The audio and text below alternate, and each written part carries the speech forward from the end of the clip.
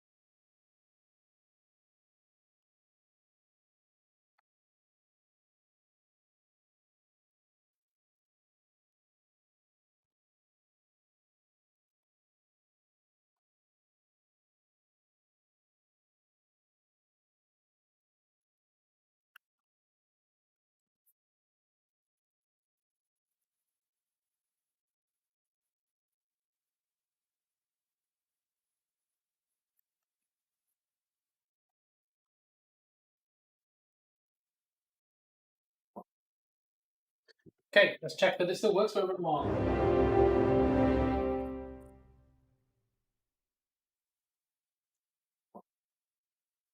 Okay, let's check that it still works for Mark. Fantastic. Good evening, everyone, whoever may or may not be there. I really hope this works. I've got a Zoom call running in the background, and OBS, and YouTube streaming and restreaming, whatever. It could be a bloody nightmare. So I really hope that it works, but we'll have to see about that. Anyway, please let me know if anybody is watching, if you can't hear something, but you should hopefully be able to. So I have a toy that's arrived. I can't show anybody yet. I suppose I could get a photo of it. I was toying about with camera angles, and the camera angle that would have been required to aim at the pedals was a bit too crazy, so you have to trust me, but I can show a picture of it. So I have this.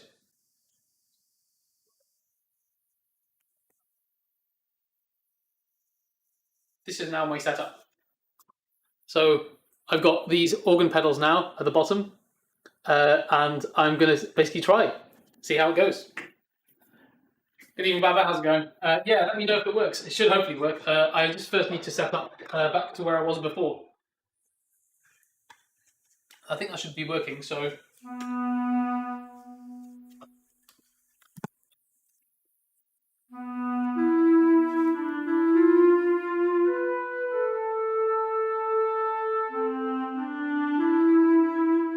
So, you remember the piece I played last week? I can finally play it properly because I've got the right setup.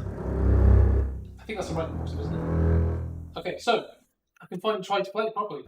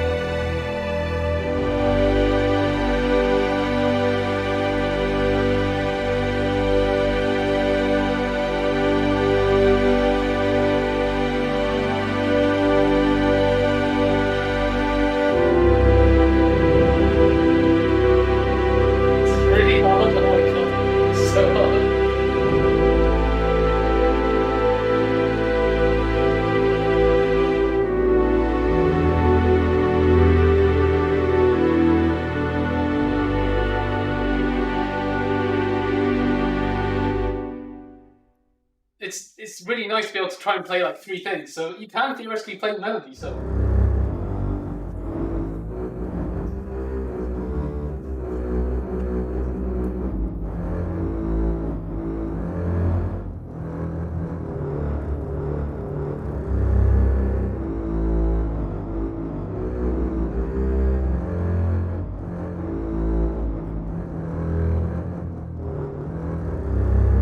But it's hard. It's hard. So that's why in general it's like this is just going to be playing like the bass notes.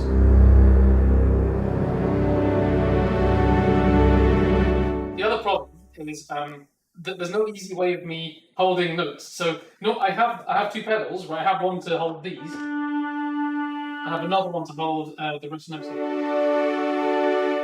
But I can't use the pedals while I'm playing with my feet. Right? I can. I got them on the right hand side. I suppose I could do something like this. But the problem is that if I'm not really super quick with my change of my feet, it doesn't really work. So.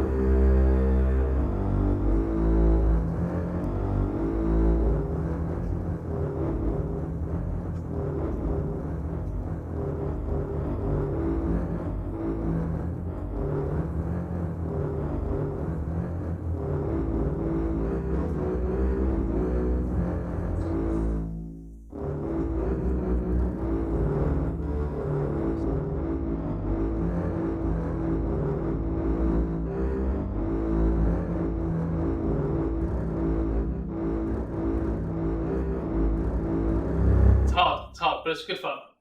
I'm just going to double check that the stream is still working. Fingers crossed. I'm having a very annoying problem today with YouTube. YouTube is not working for some reason. I'm not 100% sure why. It's hard, but it's good fun. I'm just going to double check that the stream is still working. Fingers crossed. Yep, YouTube is still working. Fantastic. Still don't know what caused that problem the other day. Well, I mean, I have an idea, but anyway, it's not really a problem, is it? So, right, but the real power of this is for the electronic stuff. So like, this is great. I love this patch. It's really, really fun to play this. But I want to have a go at something else. So let's try setting up those, right? So okay. The problem is now the setup is like tripled because excellent. Thank you, Baba, for confirming. The setup is tripled because I mean there's 3 things now to work out. So, but I love this problem. This problem is a great problem to have. Okay. This is a drum sound, isn't it? Does that make sense? Does it make sense that would be a drum sound? It doesn't make sense. I don't think. Maybe it does. Maybe I'm being silly.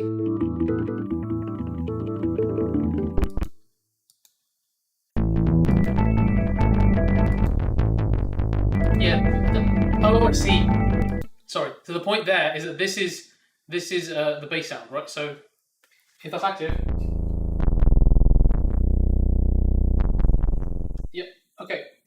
So we can try using this as the bass sound, and by transpose this keyboard up by say 12.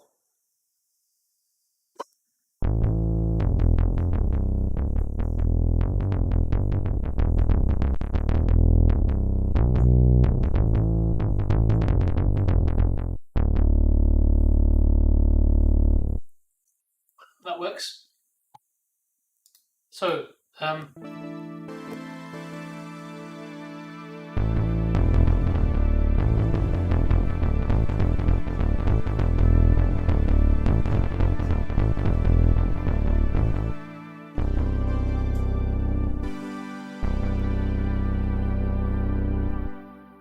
It works, but I want more.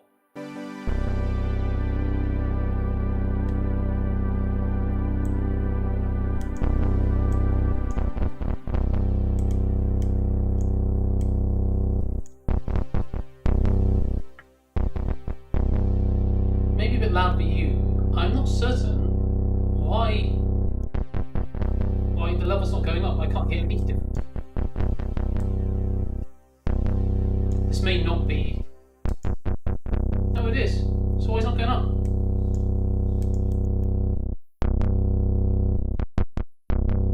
To my ears, nothing has changed. I can't work out why.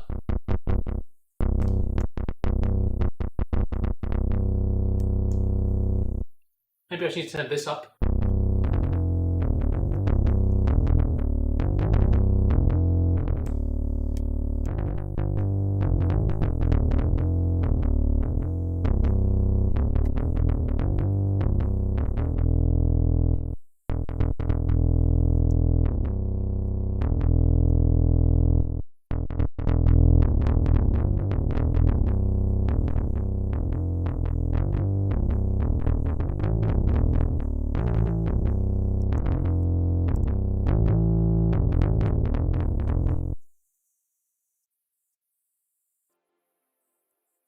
I'm not certain why it's looking.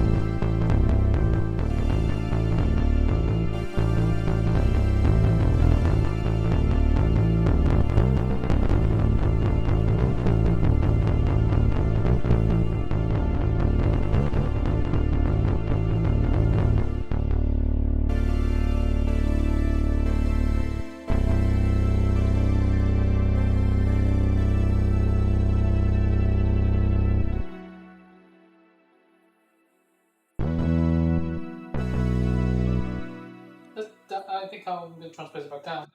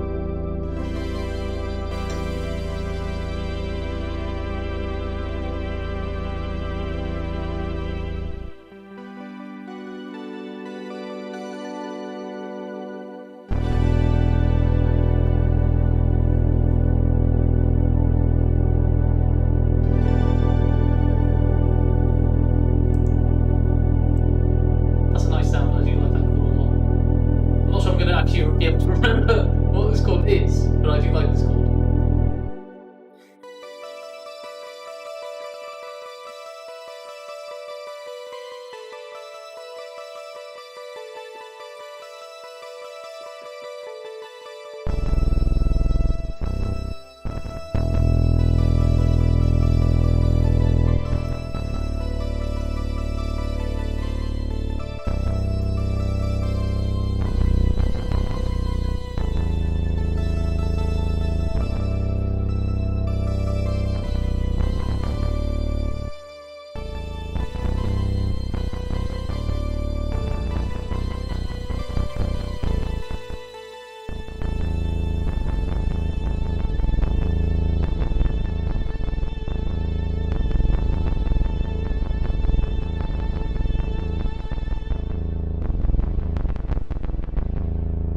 I think the thing to do there would be to copy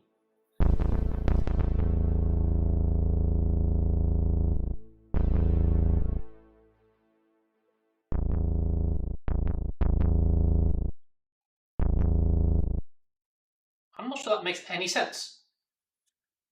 At all. That shouldn't make any sense. There's no MIDI. Well, that explains that, but I have no idea why the hell that happened. It should not have been being triggered by that, because the input channel...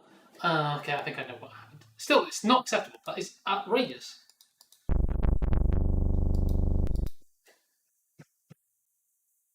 I don't follow. But I'm not going to complain. Whatever. Something isn't quite right here, but I don't really have a capacity to say why.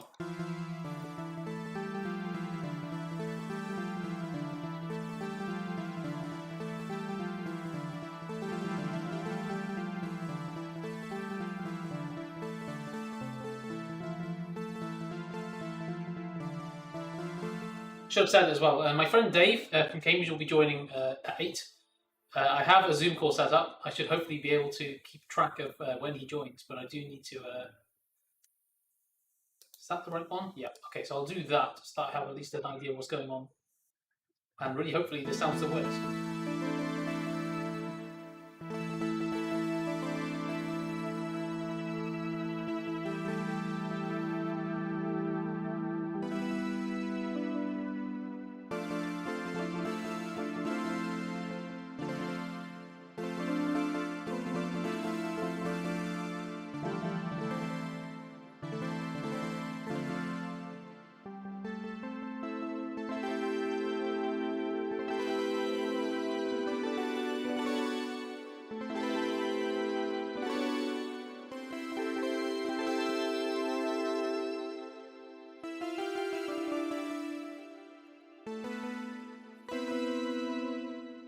Yeah, Dave was supposed to join last week, but he had a family birthday to go to, so it would be nice to have him on call for sure. Right, all I wanted to do was to duplicate this so that I can have one go to the feet. Should be correct. And I need to change the octave here. So I don't know if you can tell, but I'll play a note. Do you have one of the notes is higher than the other one? So there's one note is like, and the other note is like, and I want them to be the same so that I can shift the whole thing down. What's called an octave is one of those jumps. So I want to sort that out. I know that it's possible, so I need to figure this out. Oh, I didn't mean to press that. I'm gonna remove this because I don't want to mess it up.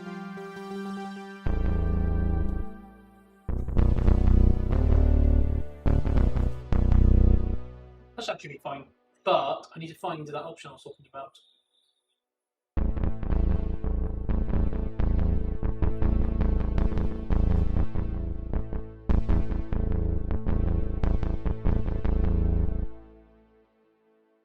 Where's the option? I can't see it anywhere. It's not good that I can't see it anywhere.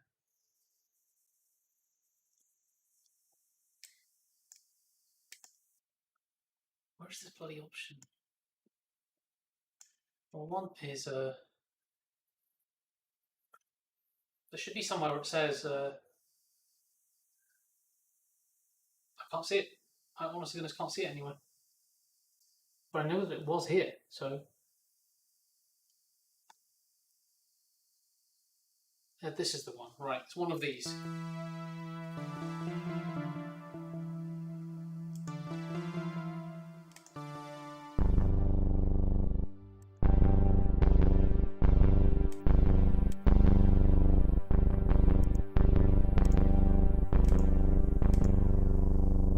I think so, but I can't tell.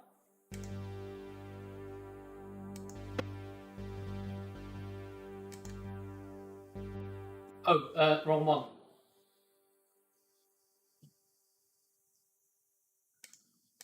This one needs to go to just this hand.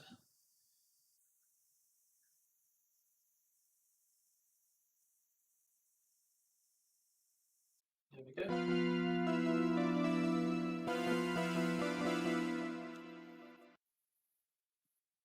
Good.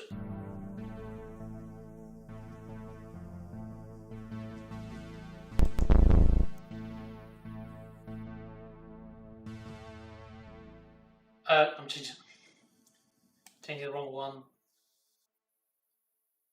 It's annoying when you make a silly mistake like that.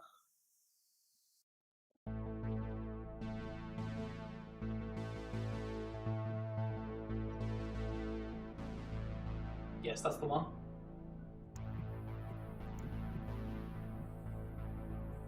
Is that right octave though? I'm actually not sure. Sounds more like it.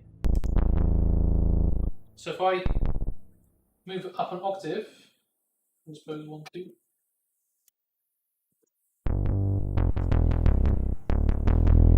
That's what I wanted.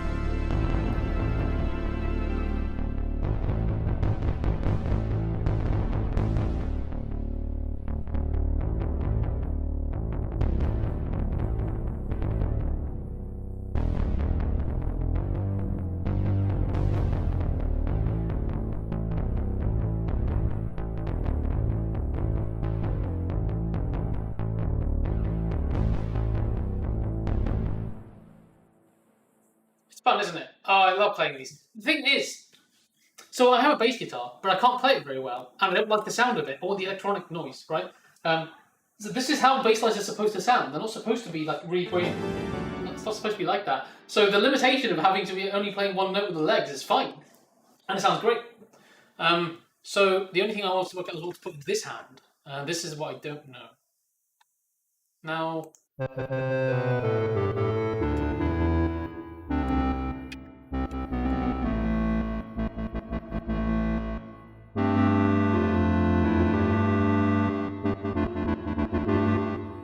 It's not bad.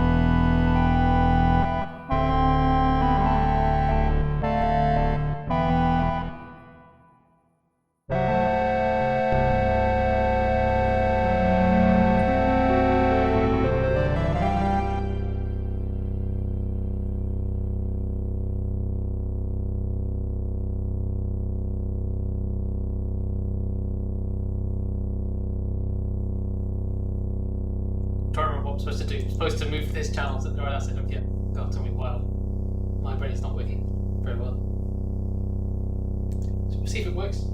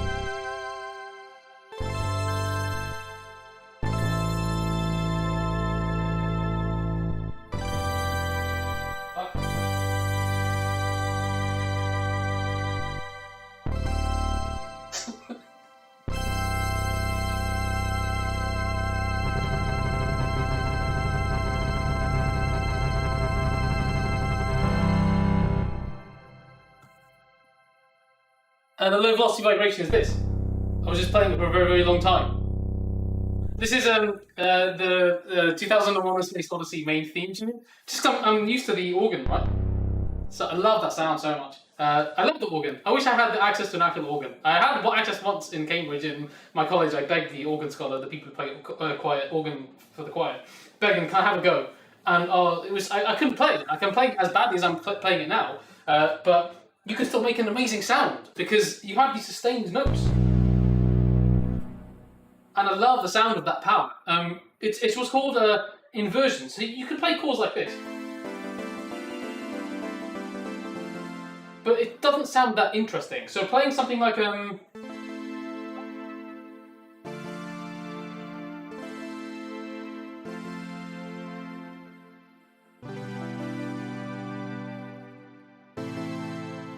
where you play what's called an inversion. So instead of playing something like, and what you get from playing one of these notes like this is.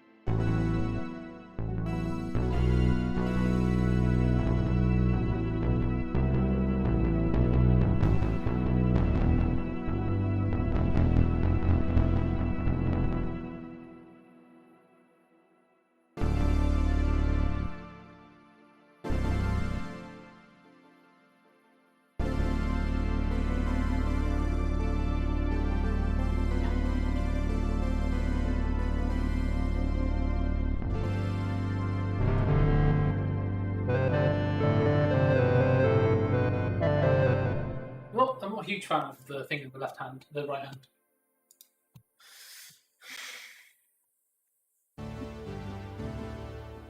So let's see about putting some strings or something in it. So the beauty of this is that I can just add stuff now. So on skills I don't know. Note that.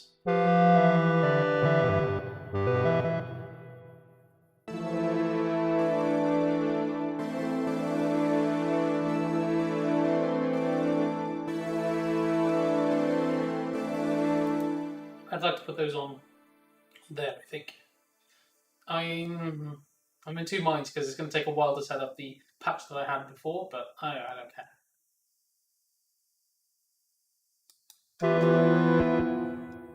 I think having the horns on there would be better than this.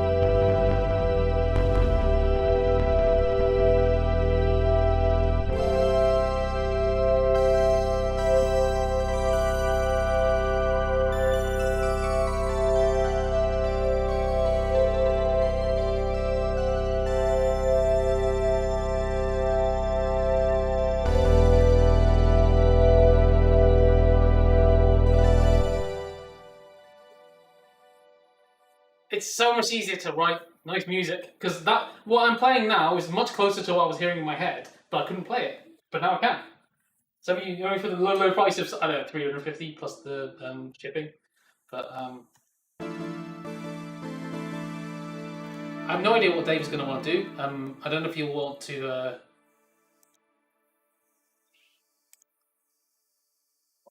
I don't know if he'll want to.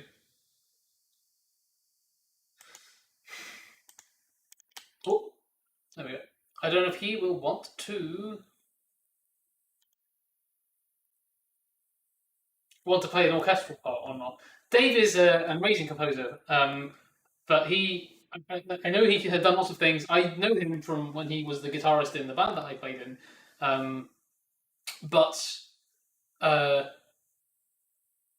he's an amazing musician in his own right. And so I don't know if he's going to want to compose like some classical music or something like that, and that would be fine if he does, obviously. But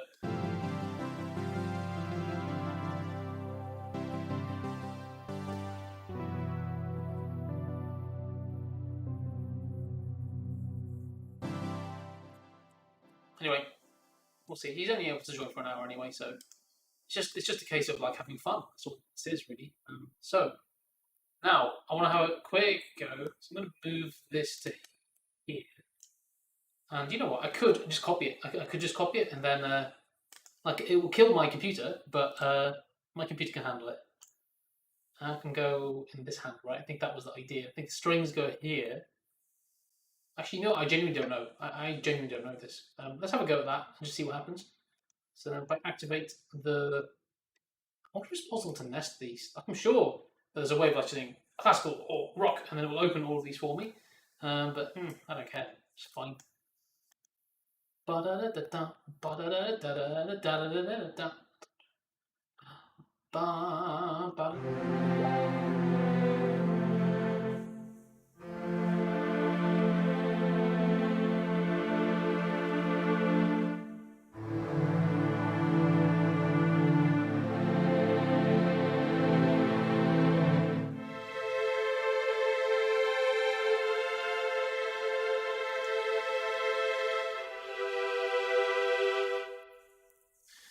Thankfully, which is very nice of them, they just closed my meeting. Thank you. That was very kind of you, stupid software.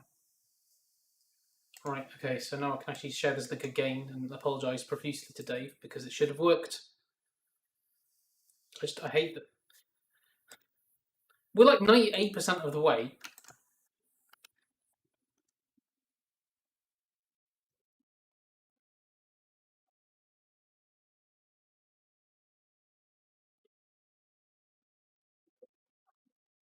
Alright, so. Okay. That's a bit loud.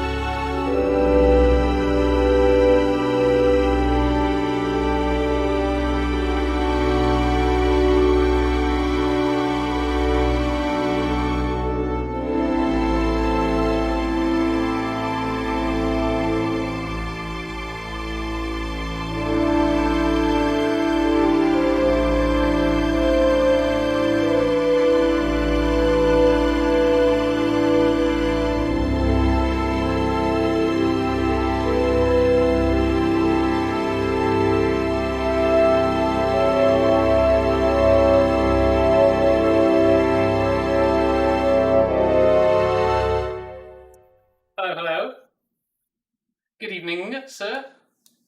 I can't hear you because I'm on the wrong headphones. Oh. Hopefully I can hear you now. What's that?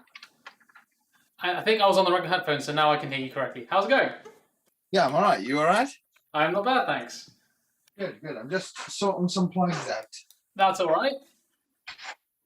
The pizza hasn't arrived. Oh, that's very unfortunate. It is. But that problem is solved. All right, let me figure out a good way of...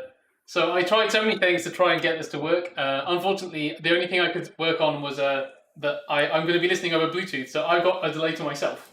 I think the best way is if you listen to my stream, but you may hear yourself. That's the only problem. Yeah, sure. But for the music, maybe for the music bits, maybe for the chatting bits, you can stick to Zoom, and maybe for the music bits, you can stick to that. But anyway, I've been absolutely loving playing around with these bass pedals. Oh my god, I'm so happy I got them. They look good. I was impressed. They're so good. They're so good. So I think Audrey said she's joined us. So yeah, we can say hi now. Hold on. But let's see what happens. So much shit around with it. That's all right. Music theory is fun. Very nice. Yeah, it is indeed. It's extremely fun. So I'll tell you that I need to figure out how to minimize this window. That's the only problem. But apart from that, I'll tell you that exit full screen. I did grade 8 music theory. Do you want to know what mark I got? 100. I got like 67 or something, like the one above the pass. It was, man, that was hard. Like I was so annoyed because I had in the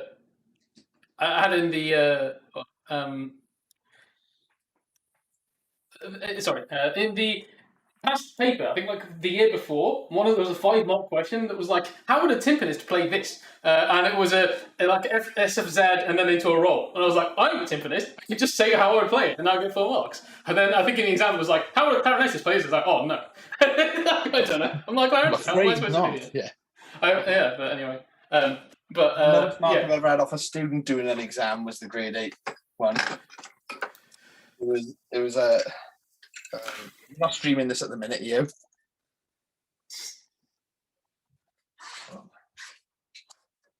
Yeah, he was a really young student. I did it because I was like, I was very against the idea of music theory. I had to do grade 5 music theory to do grade 6 and 8 and APRSN, right? But I was very against the idea of ripping apart someone's composition, especially in ways that they didn't intend. So I remember hearing secondhand something that happened, right? Hearing secondhand about how do I say this properly? Hearing secondhand about. I remember I wrote a guitar piece of music that went something like and there was a melody going and the teacher was like, Sammy has used triadic composition to write this piece of music. I was like, no, I didn't. What the fuck are you talking about? That's not what I used. I didn't use this at all. So I didn't like the fact that somebody had read into something that was not the case. And I thought, if I study music theory, I'll be doing exactly the same to these really famous pieces. Oh, Beethoven really said that the recapitulation should happen at this moment in time because this is the right moment. It's like, no, you just heard that it sounded nice and he wants to write it down. So I really reacted quite negatively to that. And it was only when I had a friend of mine say, no, what you do right is, even if that's not true, you learn strategies that would help you. It's like, oh, okay, now I get it. But that was like 3rd year undergraduate. It's like, okay, if I'd heard this like 5 years ago, maybe I would have studied music. But because of that, I reacted very negatively to that idea. And my compromise for not studying music was, okay, instead I'll just do grade 8 theory, and then I'll be like, at least I have some level of knowledge of like that. And that was hard. It was not easy to do that. And to be honest, I didn't study that much. But even then, I wasn't going to do very well at that. So let me figure out, I think what everyone is seeing is, well, if you can see this is what everyone is seeing, but I want to try and fix that problem. So maybe if I do this and pin you, that would be the best way. That's the right way. All right, let's do that. And then I think that should be fine. I've got the most convoluted setup for a series of equipment that's not going to sound great. You should see this setup. I mean, I don't even want to talk through it, but like I should. So I remember having these problems. So okay, I'll talk through it conceptually while you go. I I'm using a denoising software called NVIDIA Broadcast that takes my GPU, my graphics card, and runs my microphone through it. It's supposed to also run my speaker through it so that it gets rid of noise in the background of other people. But I think that is what caused the audio to just keep dropping out. So that just wasn't working. And yeah, so I've got that going. I've got that piped into Zoom, and I've also got it piped into OBS so people can hear me. Then I've also got Reaper. I've got Reaper coming over these wired headphones so that I can hear myself in real time, but also these Bluetooth headphones so I can hear what everyone else hears. I've got you going through the Bluetooth headphones. So if I play, I'm going to hear more latency than you when I'm playing myself listening to you, so. Then I've got that audio piped through so that people can hear it on the stream. But I'm on mute on Zoom because if I don't do that, then everyone's going to hear like 20 of my voice. It's insane. It's crazy. But anyway, so it's I think it's set up just now. Do you want to see if you open the stream, it's like not gonna like bombard you with echoes? Because then hopefully if you open the stream, you should be able to hear the keys and things. I couldn't figure out a way of screen sharing it without there being a massive feedback loop. I can't even get my audio to play a minute. Hold on. I just got to figure this out. Oh, come on, logic. I got Sibelius shut, which is half the fight. Audio suggesting that I stop my video on Zoom. Maybe that's the right thing to do. And then if you just listen through the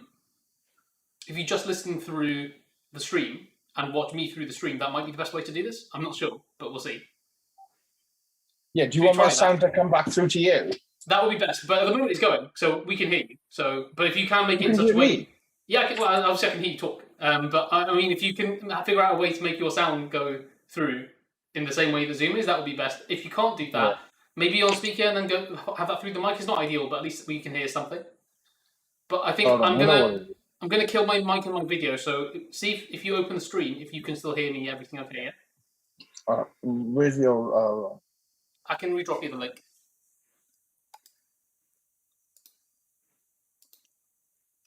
The other thing I didn't set up was a way of pinging MP3s back and forth. But I guess we could just do it through Facebook, but it would be better to do something different.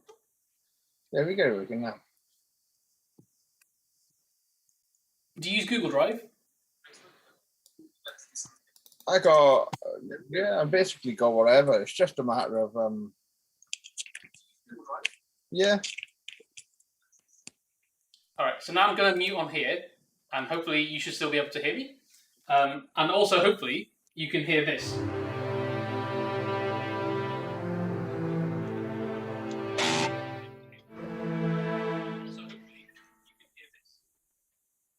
Yes. You get it? All right, awesome.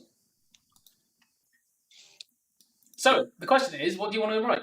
What do you want to work on? So I've got a classical patch, and I've got a more like rock thingy patch. I can play both and say what I've got. So I've got I hit bass, trombone, tuba, trombone, double bass in the bass pedals.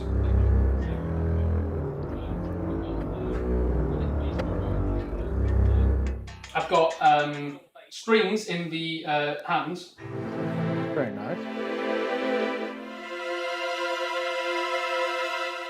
And I've got horns in the other keyboard. So.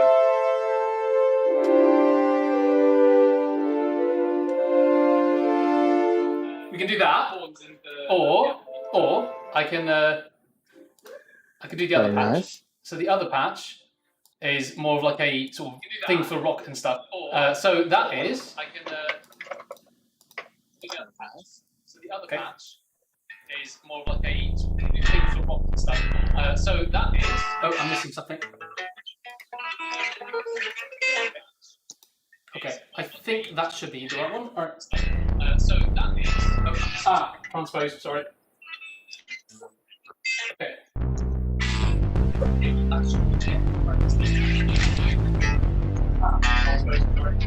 So I've got that in the bass, and I've got the same synth in the left hand. It's such a great sound.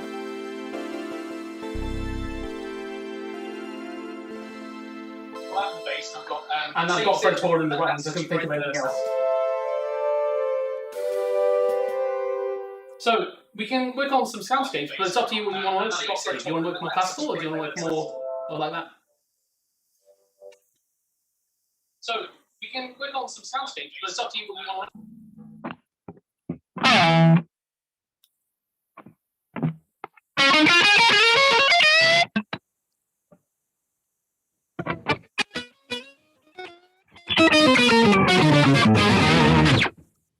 Sounds nice.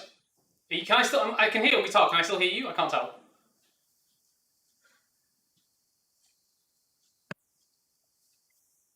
It's working. All right, awesome. Yeah, it's working. Yeah, No, I'm hearing you. You're hearing me. The only problem is when I play already, I'm gonna have to switch back to these, so I won't hear you while playing. But anyway, so the idea is, what do you want to do? Do you want to work on a more classical idea or a more rock idea? What do you want to do?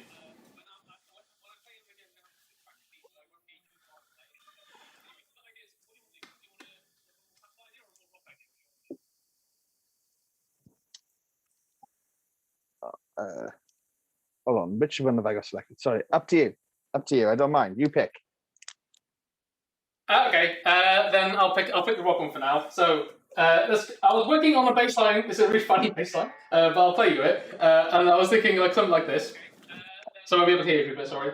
Okay, so here's the bass line. It's embarrassingly funny. I'll play you it. I was thinking like something like this. So I'll be able to hear you. Here's the bass line. This is embarrassingly funny.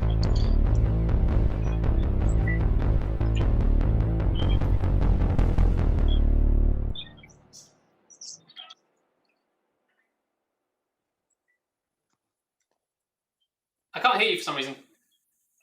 I could until very recently. Okay. I'll find the right screen. I can't hear you. All right. Until very recently. You're on mute again, but Hear me speaking or hear me playing? I couldn't hear you speaking. All right. I can now. I can now. Can you hear me speaking now? Yes. Hear me speaking or hear me playing? I couldn't hear you speaking. All right. I can now. I can now. But you can't hear me playing right now, right? Yes. Try.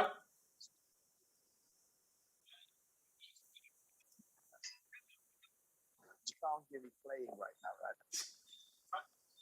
Okay, so what's this?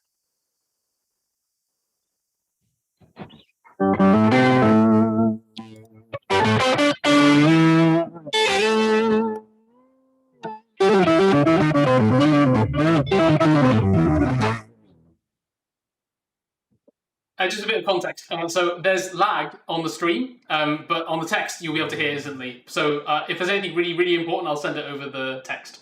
But I can hear you, which is sweet. Awesome. So anyway, that's the bass line. So I could record it, or we can come up with a tempo, and then you can track something, I can track something, and then we can put it together. Up to you how you want to do it. We can do ambient too. Yeah, sure. All right. Let me find my ambient patch then. You can play something. Do you want to play something in the meantime and give me some ideas, or just jam or shit, or something like that? Oh, well, either, because. Yeah, so my ambient patches are up here. Well, I got two ideas basically. All right, yeah, fine, Robert. If you do the ambient stuff, it's easier for me to solo freely over it. Sure, got it. Yeah, all right. So I want the bass still going. So where's my bass? Kind of trade off that way and do a course. It's absolutely. Audrey's giving us ideas of what to play, but I think that I'd like it to be like a freeform composing thing rather than that. So, all right, let me find it. Where's my bass? My bass is this one. Exactly. Hashtag ambient is what Audrey says. Hey, whatever. Is that pinging noise you, Sammy? Possibly. Sorry if it is.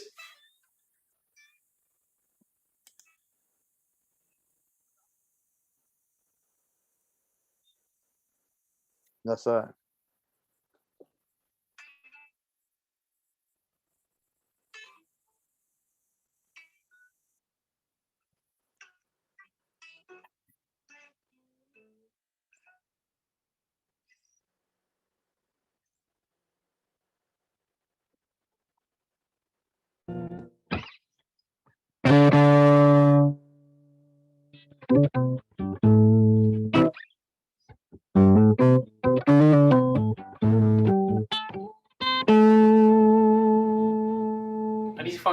bass. I can't find it. This is one of these things. One of these patches is the right one. Let's try this one. Let's do that. All right.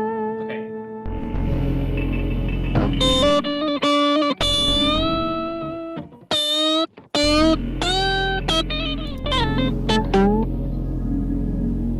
Is that ambient enough for you?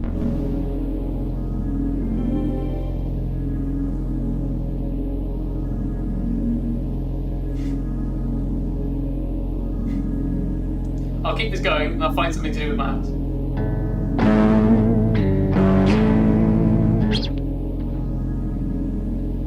I can't hear you again.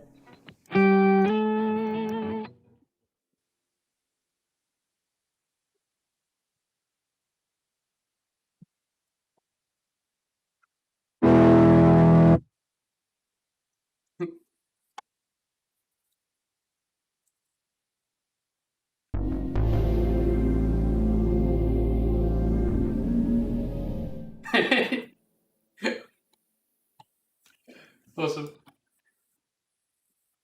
All right, so let me figure out how to fix this.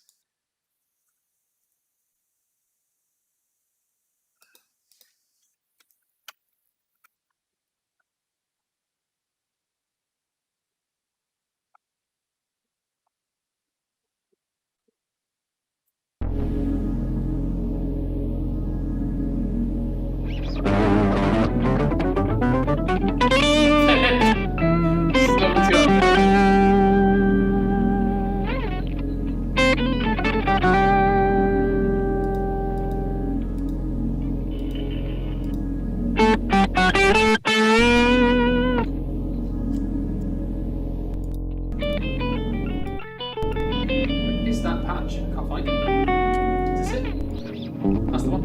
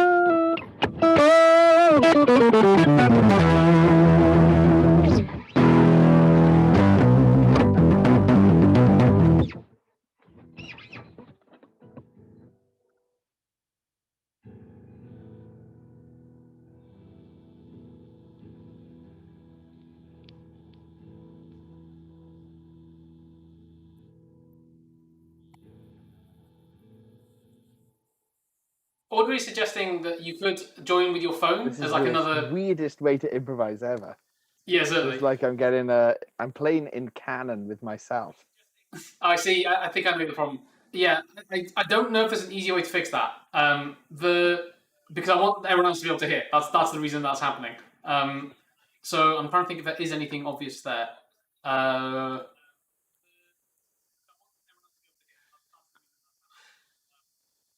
I think the best thing would be if we like workshop ideas, like not separately, but like if you jam and I listen to you, and then I can write something, and then would you want to do something like that? Maybe.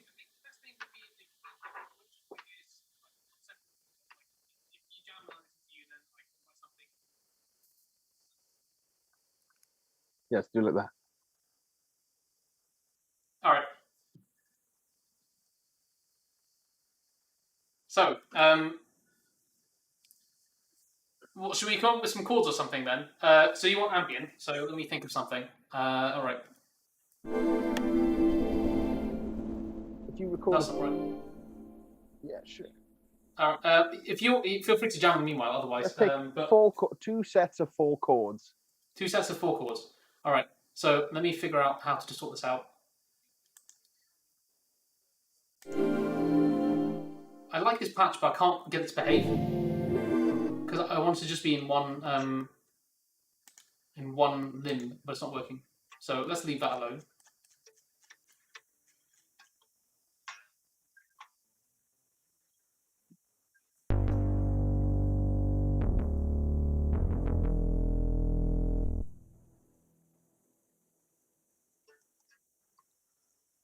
I'll put a pattern down for us now. All right.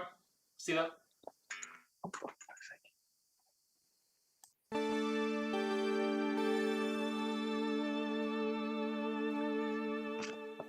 I'm literally just going to record this into my sequencer. Sure. See that? What key are you going to do?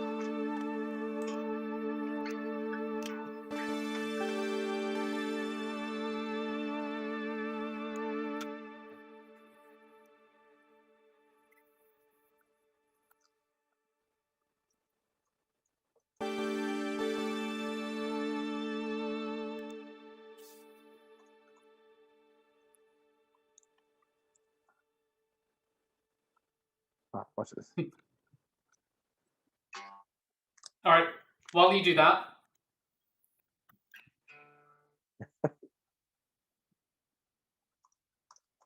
All right. So let's record something then. Let's say. Let me work out tempo.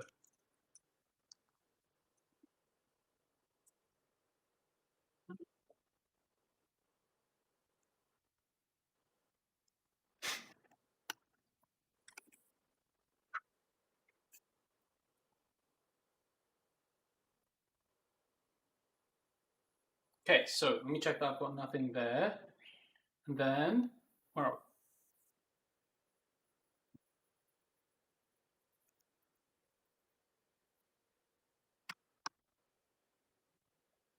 we? Okay, so.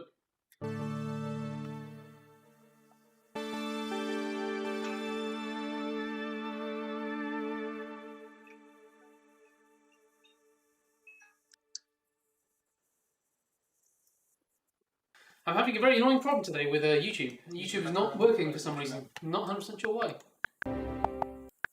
It's hard, but it's good fun. I'm going to double check that these things still working. Fingers crossed. Yep, YouTube is working. Fantastic. Still don't know what caused that problem the other day. Well, I mean, I have an idea, but anyway, it's not really a problem, is it? So, right, but the real power of this is for the electronic stuff. So, like, this is great. I love this patch. It's really, really fun to play this. But I want to have a go at something else. So I'll track a baseline to that. Let's try setting up those, right? So, okay. The problem is now the setup is like tripled because excellent. Thank you, Baba, for confirming. The setup is tripled because I mean there's 3 things now to work out. So, but I love this problem. This problem is a great problem to have. Okay, this is a drum sound, isn't it? Does that make sense? Does it make sense that that would be a drum sound? It doesn't make sense. I don't think. Maybe it does. Maybe I'm being silly.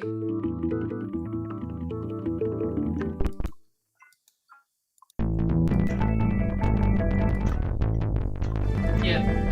Oh, I see. Sorry. So the point there is that this is the bass sound, right? So if that's active.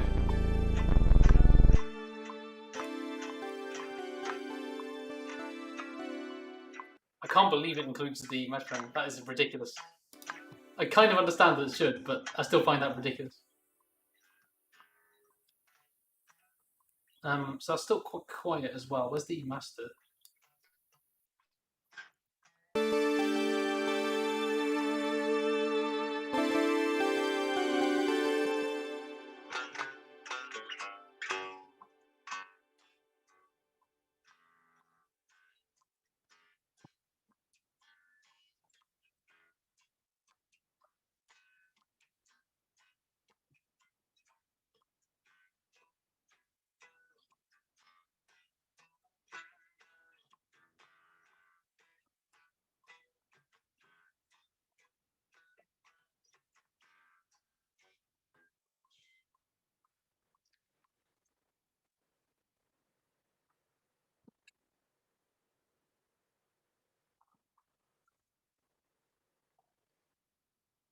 All right.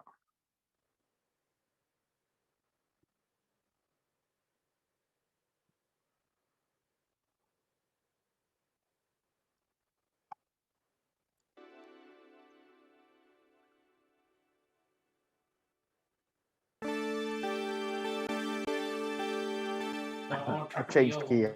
Mine by accident. You what? What happened?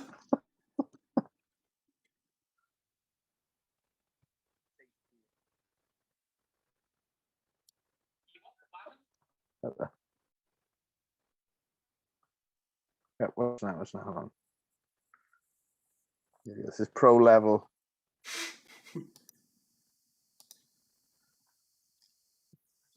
Okay, let's check that out.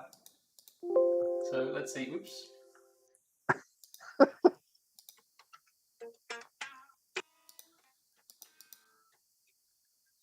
Why is Zoom is using like the Windows NT era pop up? That's insane. Why is it so old? Okay. I've not. Yeah. Right. Okay. Let's see. Let's listen. Let's listen, everyone. Sammy.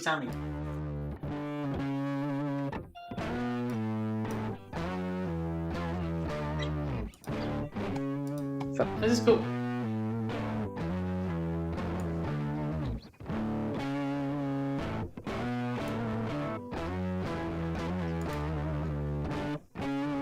Let's listen in here.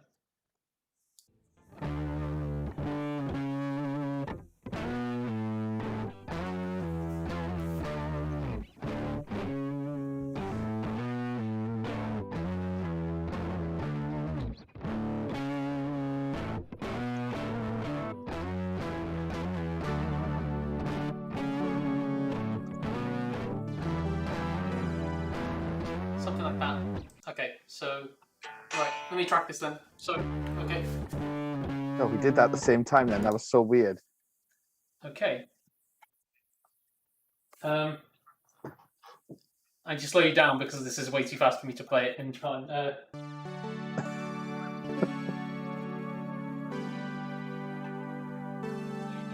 Something like that. Okay, so let's see.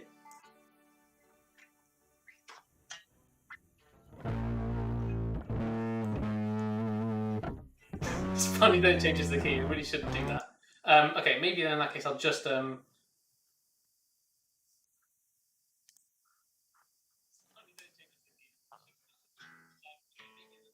what I want to do is just pause this. Okay. Okay.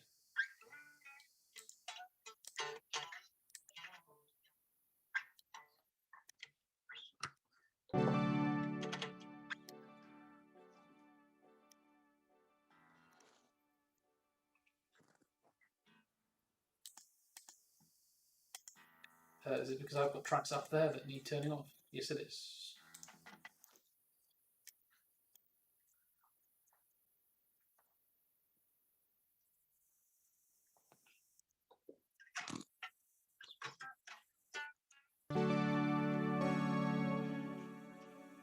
It's not complicated what I want to play. I just want to play it properly, though. So,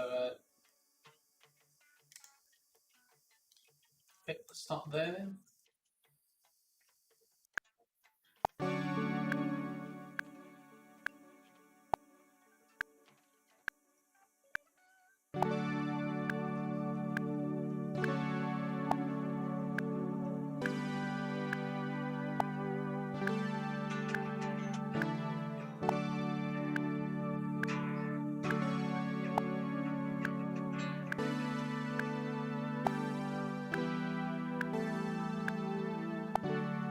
Something simple like that. Because I didn't listen to any of the rest of what they wrote, so let's see what the rest of what they wrote sounds like.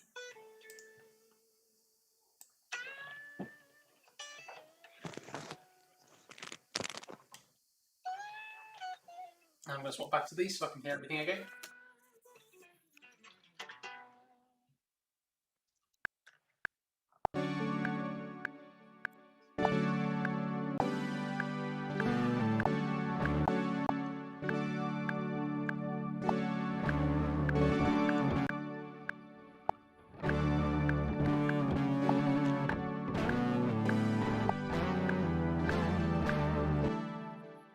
Something is up with. I'm not sure if Dave recorded at the right tempo or not. Let's see.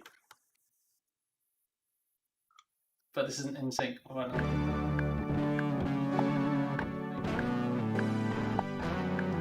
I did 100. I did. I'll tell you what I did now. Sure.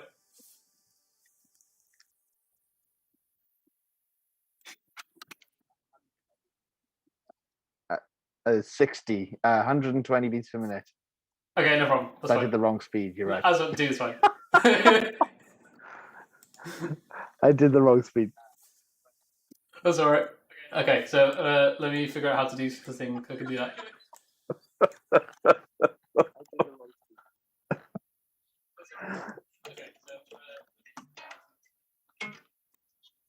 Okay, so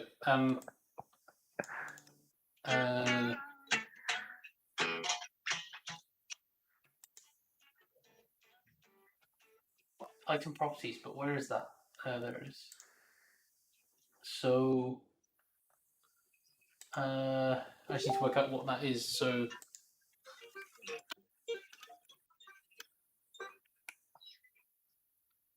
it should just work with putting that to 1.2, right?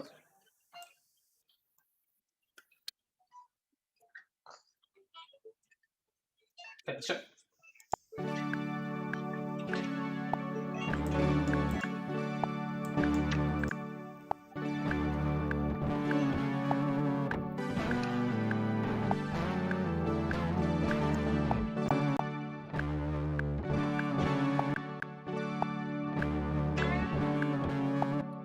I may be 1.25, not 1.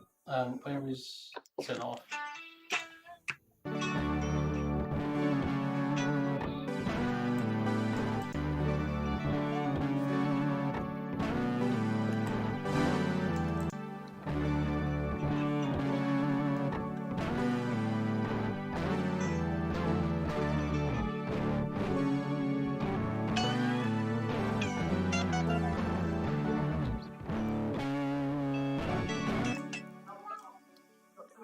Okay, so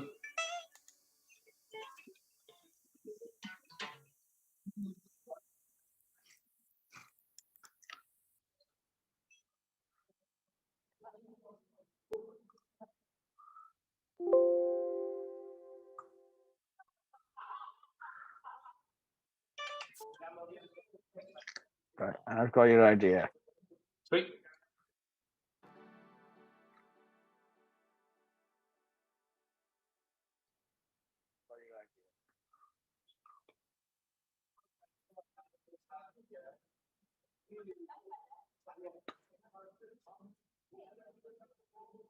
Click to open. I'm trying.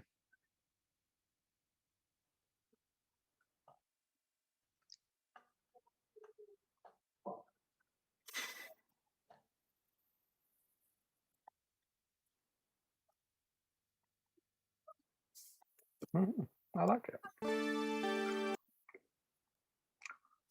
All right, so that's gonna be like the main body then, I guess, right? Yeah, so I've got an idea. I've got an idea for chords. Okay. And then over the top of that, you just have like. So okay, so we got chords. We got chords like every 3 beats. So I'll write down some chords. So okay, so we got chords. Chords every 3 beats. So I'll write down some chords.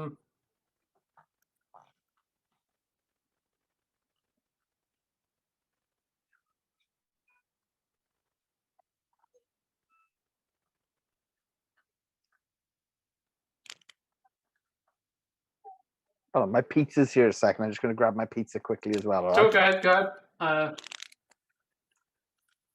I might just play these chords instead, and I'll drop you what it sounds like, but not in tempo because I can't play in tempo. So give me a sec. Okay, so right. Okay.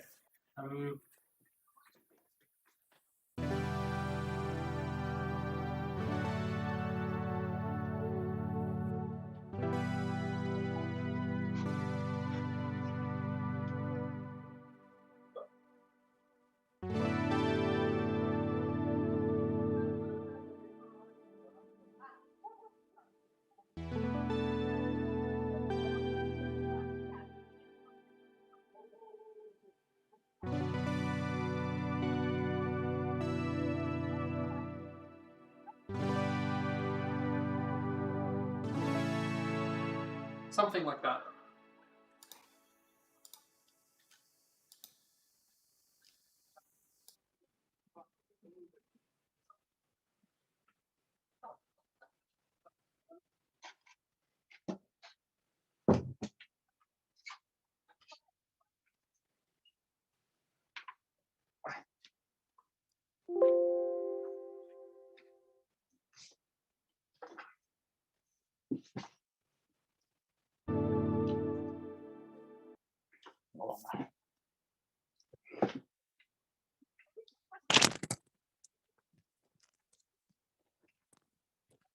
You got to wonder how much chicken's in a chicken kicker. You know, I don't think it's much. There was a company, I can't remember which company it was, some pizza company that did pizza and wings, but legally they chose a spelling of wings that meant that it didn't have to be chicken wings. So they spelled it WYNGZ. They were like, because and then the US FDA had this rule where you could write this, but you had to have an asterisk and then in a big print underneath it say this is not actually wings. So it was like pizza and wings asterisk not actually chicken wings. Was it really worth the saving at that point?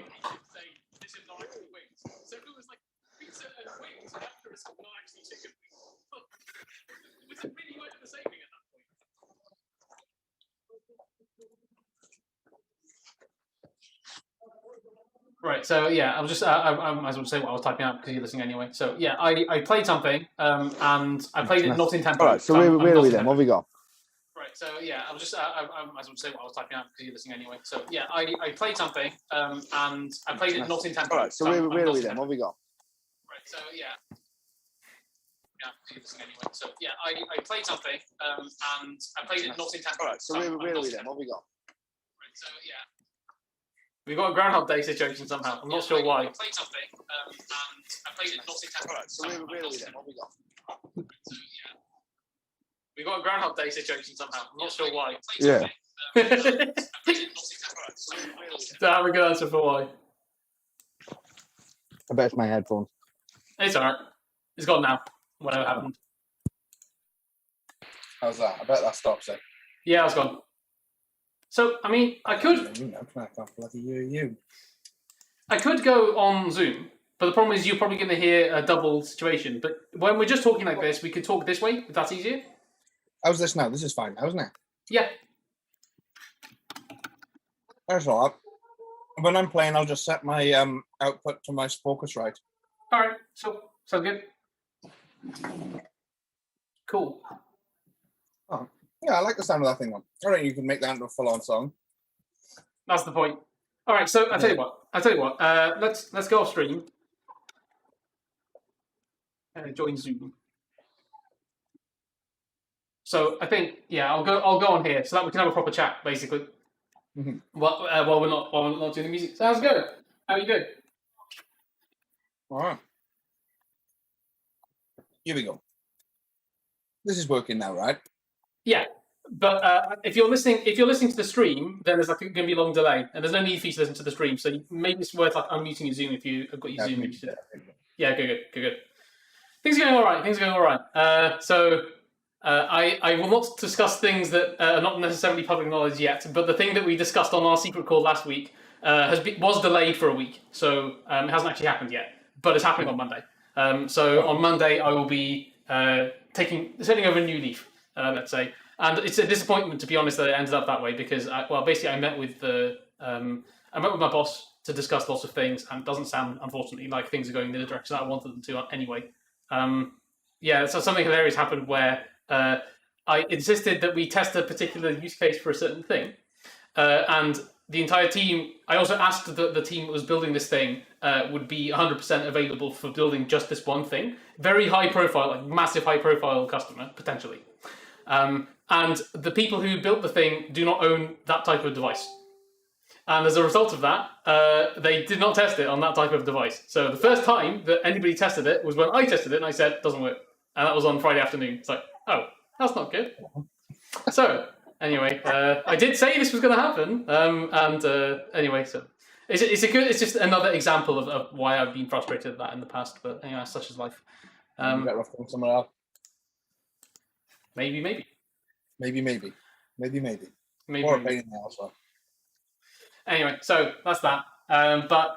Yeah, it should be good. But doing these streams has made me quite happy over the past few weeks.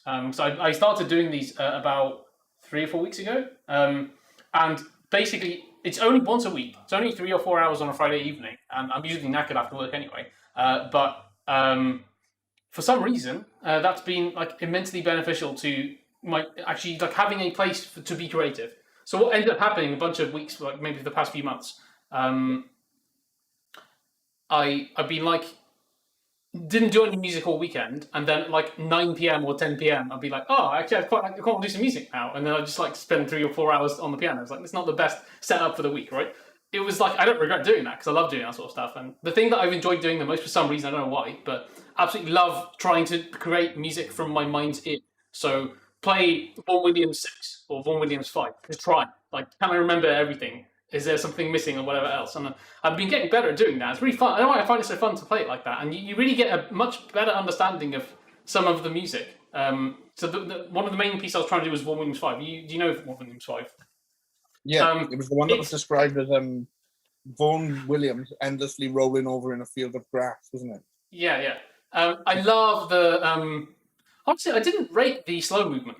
I love the scherzo. I really love the scherzo. But I never rated the slow movement. It's something about it that... And actually, even the first movement, I didn't rate that much. And it's only when you sit down and play it, you're like, oh, actually, this is really interesting. Like, those harmonies are really cool.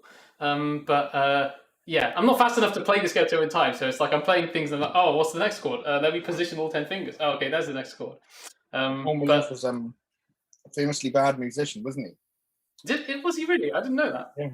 Apparently, he was really not good at violin or piano. Fair enough. Despite studying both. Oh, really? Okay, that sucks.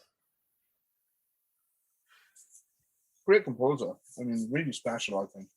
Oh yeah, there's something about the contrast between 5 and 6 is insane.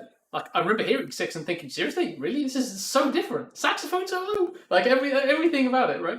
But I can't remember how. I know he did 9 of them, but there's like a clump of them that were in like the last 15 years of his life or something.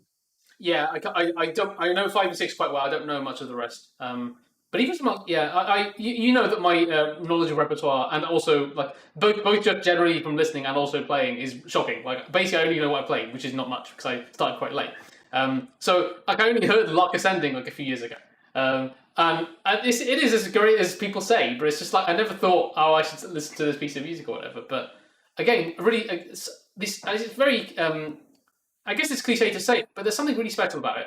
And also, like, even like the problem is that there's a lot of like overused music that is actually really good. It's a shame that it's overused. Like the X Factor, oh, Fortuna, like it just completely ruins it. But it's such a great piece of music. I would love to have heard that piece of music without the context of this is the X Factor song. Yeah. It's a shame. It's a shame. The Thomas Tallis as well. I think that's the real. Yeah. I think that's like such a unbelievably good piece of music that it's just been ruined through being like relentlessly beaten to death. You know? Yeah, I know. It's a shame. But there's so much like that. There's like that. I don't know. Even like what else? I mean, I think I told you I got really addicted towards the end of my PhD, just like trying to transcribe from memory, but not in real time. Like pieces of music like that. I think I told you about that chord sequence from the Final Fantasy X battle theme, and it's just like I've never heard music like this. And it's like in playing it or trying to write down notes, you realise, okay, this is actually even more special than I thought it was. And Sibelius 7 is a great example as well. I love Sibelius 7, but I never really appreciated quite how weird the opening is until you actually sit down and play it. Or it's nice to try, even with just a piano sound, to try and impersonate that sort of impression. It's that sort of like it's the most interesting C major piece I've ever heard. I think maybe that's the best way I can describe it. Kind of like it's underrated skill. I think attitudes towards video game music are changing massively at the minute. Oh yeah. I think that like as well, simplicity, perceived simplicity is much harder than people play for. I think even like the scores that are coming out now are amazing, but the scores that came out when the hardware had limitations that meant you couldn't use certain notes like those are still managed to be iconic and some of them still managed to be timeless and iconic. It's like that was the really impressive bit. Like you listen to one. I wish I had that context of what One Winged Angel sounded like to somebody who turned on a PS1 for the first time. I was like, wow, what the hell? This is insane. And you hear it now, and it's like it's great. And you listen to the remastered and the like orchestral versions of it. It's like this is amazing. But it's so disappointing that it's like I want to know what it sounded like back then. I don't want to hear what it's like. Yeah, what we just said, Pokemon themes. Perfect example. The trainer theme from Red, Blue, Yellow is so good. And there's I couldn't find the original one. I can't find the original video either. Got taken down. But it's such an interesting metal piece of music. If you play the metal version, but just generally, again, I don't know, the people who wrote those are amazing, and they created an amazing soundscape with 2 chip tune sounds and then a percussion sound, and yeah, there's something about it that I love. There's all like algorithmic composition in Escape from Monkey Island and stuff like that. Yeah, right? yeah. Or I can't remember what 2D one it is, but the solo is like improvised every time, but it really is different every time because it's like, just computer generated. So like the guy who made it did like actually make legitimate different solos every time you play the game, so that's kind of, I like the kind of ambition of it. Yeah, there's something I heard. I don't know if it's true. Like I think I'm right in saying that I know that 50% of it is true, and I wouldn't be surprised about the other 50%. About the Seinfeld theme tune, it's not an actual bass guitar. It's a keyboard, and every single time it's different. And the reason that I know is true, but the reason for this apparently is for royalties. So every single time it was a different composition. I was like, wow, what a genius idea! Like, I mean, it would kind of suck to keep playing, but like if every single time that was a different performance. I don't know. There's something about there's this American composer called Michael Torkey as well who does like he has this piece called Adjustable Wrench, which is really, really good. And me and Alex listen to it in the flat all the time for some reason. But it was like this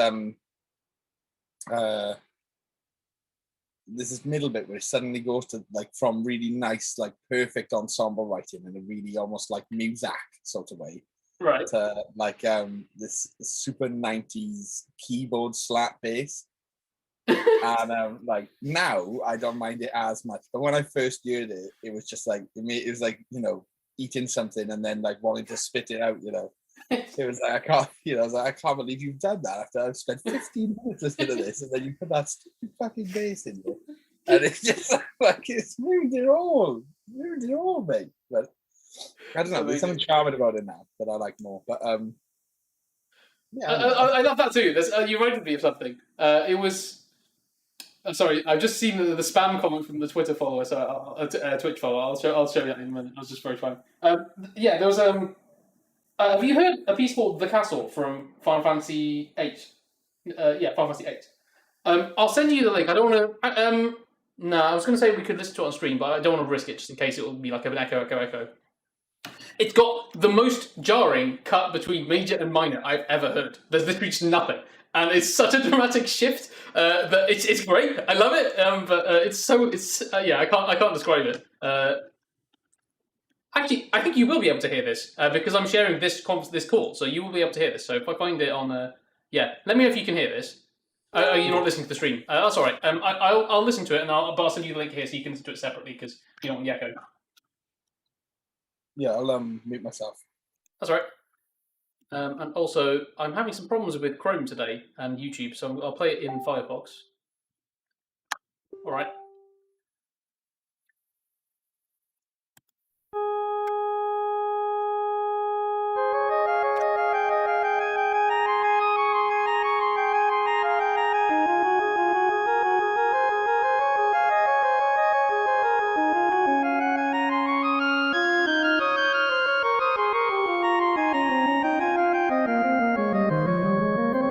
Wait for it.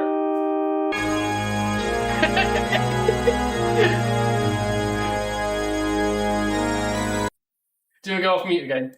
That was it, basically. That's all I wanted to play.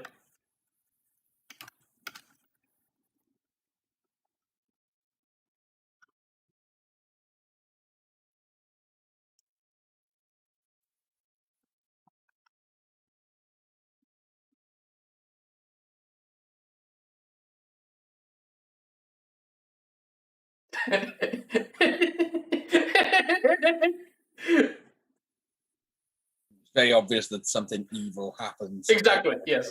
But the thing is, you have to remember that you'll hear this over and over and over and over again, and every single time you're like, I love it so much. It's so good. But I think that's the thing, is that with the nostalgia that you add to the just general charm of it, it's fine to do it in that context. But I could see the classical concert or something. You hear the complete slap solo in the middle of it. I could see that it would be received a bit differently. I don't know. I'm becoming less and less of a believer in kind of the sanctity of classical music. Yeah, I know, and that's the thing, is that we had the chat about whether something sucks for just whether it's being popular in and of itself. It's not true. There is a race to the bottom in terms of like wanting to appeal to an audience, but just because something is popular doesn't mean that thing has happened. And I think that the problem with games is that it's that balance, right?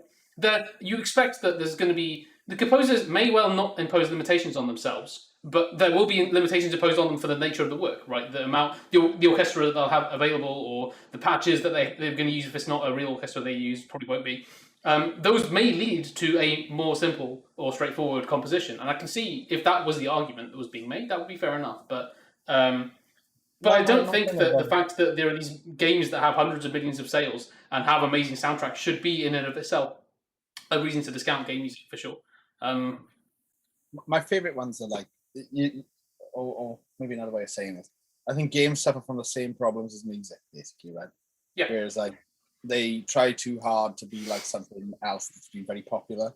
Yes. Like I play a lot of Metroidvanias, right, which are also very in vogue, or were about 4 years ago. But they are like that. There was like 3 really good ones, then 10 other ones that are almost like illegally similar to those.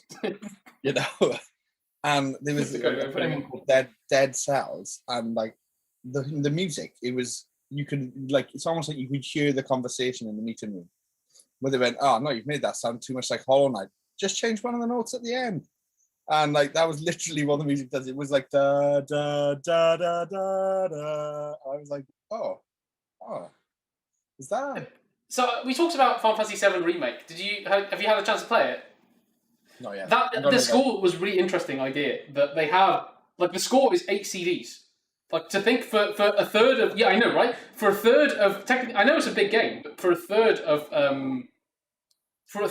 a game, that's a lot of music. So like the whole regular OST for Final Fantasy VII fits on 4 CDs, and this is like packed CDs. And it's because they did something really interesting where you would hear, depending on where you were and how urgent the circumstance, you'd hear a same version of the song, but like there's some drum beats if you see the boss over there.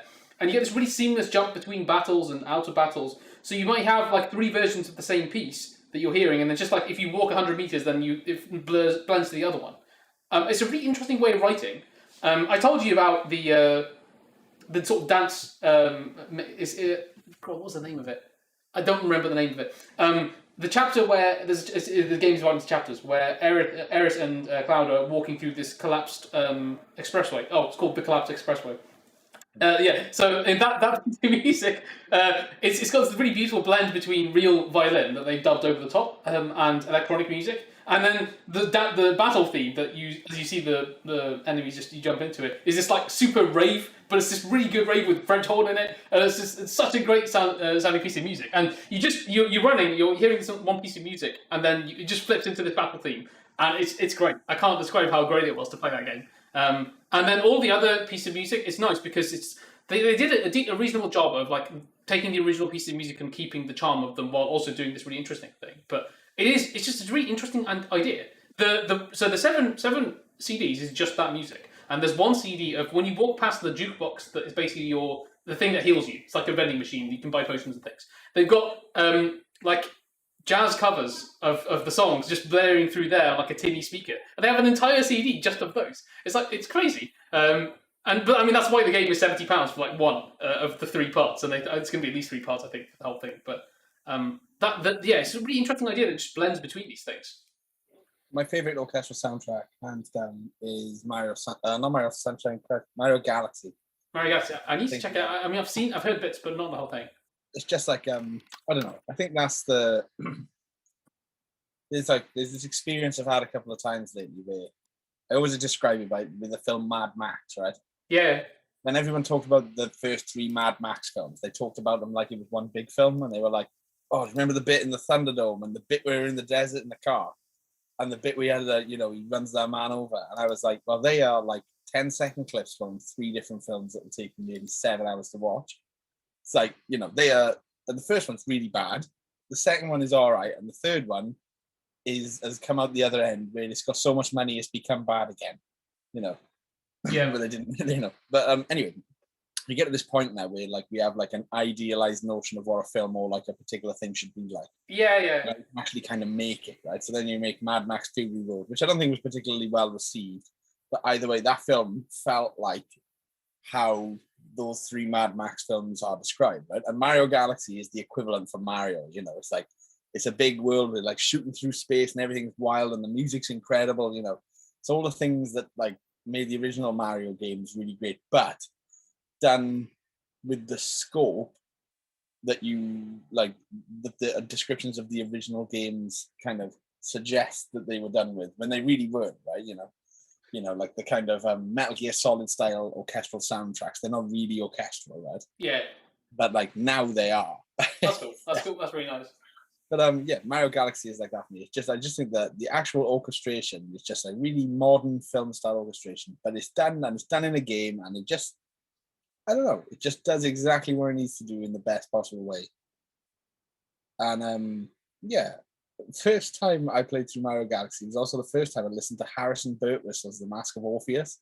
Oh really? I got it out the library and I thought I'll listen to this while I'm playing Mario, right? And that was just like the most jarring experience ever. It was just like this really dense music in this really bright game. And I remember it was like 1 in the afternoon or something. I was really hungover, and I just started feeling like really intensely sick. And I just paused the game and I just turned the CD off, and I was like, "This is too much. I'm just gonna go downstairs and have a glass of water." But anyway, yeah, Mario Galaxy I think is my favorite, probably my favorite soundtrack. I think that and Hollow Knight. I have a sweet spot for Final Fantasy X just because I remember that being one of my it's firstly one of my favorite games, but just it had so many different soundscapes in it, and they did a really nice job of encapsulating. I think I've told you about it before, but when you hear really good piece of symphonic or orchestral or even film music, you are in that world, and it's even better if it evokes that scene without it being powerfully associated with the thing. So, in Shostakovich's 11th Symphony, which is still my favorite symphony, I feel like I'm in the Red Square listening to it. I've never been to the Red Square. And I think it's really special to achieve something like that. And I know that Final Fantasy X is kind of cheating in a way, but because they reuse certain themes, that you really powerfully associate certain emotions with those things. And I think I sent you when they tried to play that Crisis piece of music live. It just wasn't quite the same. They did a good job. Like, yeah, I mean, if you're a real orchestra trying to play that, yeah, how are you going to get a flute to like project over a massive percussion section and an entire orchestra? It's going to go to it's like that's not going to be like 10 times out of everything else, but it is in the soundtrack. So I get it. The other day, I was I think that's just like a general problem with like the adjustment from like more traditional pop production going to traditional classical production. Yes. I was looking towards writing a secret piece of music at the minute, but so I won't say what the instrument was, but it's for an instrument for soloist and orchestra, basically, of some description. Anyway, there was one section where the person was playing this instrument. It was like someone else had done this type of thing before, and I was looking at it, and they played. There was a section that was like 3 trumpets blaring, and there was like the instrument itself is nowhere near the volume of a trumpet. Right. And I was just, but like in the recording, it was like louder than the 3 trumpets, and right. I was like, I applaud the idea, and I get what you're going for, but there's no way on earth that is like, if you did that in an orchestra, you'd sit there, that would happen, and you'd think, oh shit, what have I done? Yeah. And I know that I've been in that situation myself where I've done literally that, where I feel like a loud solo in a low flute. Yeah. And then wondered why you can't hear it against like the entire orchestra, and you're like, oh. I get the point. I think one of the things, it's that difficult thing. It's like I remember having discussions with people about, in Beethoven's day, the timpani would not have been as loud. So when he writes 3Fs, you actually want to play like 2Fs or something like that. I remember having those discussions. It's like, I know what you're saying, but I think it should sound like it should sound.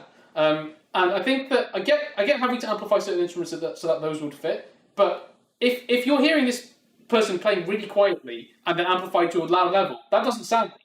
So the example I had here is a CCSO did a Concerto dell'Aranjuez, and the soloist was amplified. They had a not electroacoustic, but they had a pickup in their classical guitar. Soloist did a great job. They did chicken out with the. They did the. It's like no. You need to learn that technique. You need to play it. You need to do the triple bit because it sounds really cool when you do that. I've heard people just using two fingers. That's not how that works. He also didn't do the third movement where there's the bit that doesn't sound right at all, and everyone changes it to make it sound really mellifluous and lovely. I was like, no, that's not what it was written. It was written as that horrible clashing disgustingness that John Williams plays, but no one else plays. In the strumming bits, you could tell he had to play less loud because if he didn't, then the amplification would overwhelm everything. So he was kind of going. It's like no, it just sounds wrong because it's supposed to sound like a flamenco guitar, like smashing the shit out of their instrument, and you don't get that because it's amplified. But I can also see that if you didn't have it amplified, we wouldn't be able to hear the rest of you. So I get the problem. I don't know how you fix that, right? I know partly how you'd fix that. If you had a stage that was like 1 kilometre long, you'd put the orchestra at the back of that stage, and you have the guitarist right at the front. I've seen that before. I think you just orchestrate it differently. Yeah, I mean, is that also? Yeah. I try to. But I do think that piece. I think there is a bit too much of a danger of the violinist just going. I think it could be that was the problem. If you took it down a bit, it would still sound cool. But I know that people really want to play those really beautiful melodies, right? Yeah. You've got to give it a bit of sawing every now and again. I don't know. Exactly. In that bit, but the rest of it should be like guitarist needs to be heard. I did this piece for the BBC Now. Just finished it. I finished it. I said just finished it. I finished it the day before my 30th birthday. And I was like, I can't be doing this when I'm 30. I've been working on this for nearly a year. I was like, I've got to get it finished. I was literally like, the last 3 months of it, I was like changing like 4 notes a week. Yeah, it was like real, like proper, stupid composer stuff. I know it's not stupid composer. It's just that's what happens at the end of a massive work like that. So my thesis, I had a list of things that was like 1 page long to fix, not the corrections. The like after I left Cambridge, I had like 7 months to finish my thesis, and I had maybe 2 days of work to do, and it took me like 3 months to do those 2 days of work. I was like, but why? Like, this isn't hard. It's like, proofread it. I didn't do that properly. I made a colossal error. That got fixed in the real thing. But proofread it and like change a few words and then make it flow a little bit better. It's like, these things don't take 2 months to do, but it took me 2 months to do it. I made an error on the first bar of the first page on it as well. I proofread that score maybe 90, 100 times. Yeah. No exaggeration. And like, all that happened was, just before I exported it, I accidentally pushed backspace. Oh no! Without realizing, and deleted the stem on a quiff. Damn, that's annoying. I know how easy it is to do something like that. I remember being very confused so I wrote an orchestral piece of music when I was like 16 or 17 for the orchestra that I played in, the sort of school's orchestra or whatever, and it got played. It was lovely, and I remember there's like not a top A, but that note, right, in a violin. And I thought, that's not that high. Like, surely they can play that. But they didn't play it. They just played the E below that was the top note. And I looked at the actual score and it's just not there. It's like, but I put it there. I know that it's there. When I press the export audio on Sibelius, it plays. So why isn't it in the score? Why isn't it in their parts? And I didn't check them, probably is the answer to that question. But I remember being very annoyed, because that A was very important right before the main climax of the piece. I was like, that's disappointing. I didn't notice that. But that stuff happens. It's very easy to make this. So now I've had much more glaring errors. There was a typo on page 3 of my thesis in the declaration. I think it said something like, this does not exceed 4 the number of words that the degree committee of biology have prescribed for this. And it was for the prescribed thing does not do that. And I just deleted the 4, but I didn't actually delete the 4. And I remember for my, I did like a double all-nighter to finish my undergraduate research project. And there was like this horrendously bad sentence that just did not work, that did not make any sense. I don't know what I was even trying to write on like the first paragraph. I was like, yeah, I mean, this immediately you read this, you're like, yep, no, this I'll knock a few points off that because this doesn't make any sense. What is this sentence supposed to say?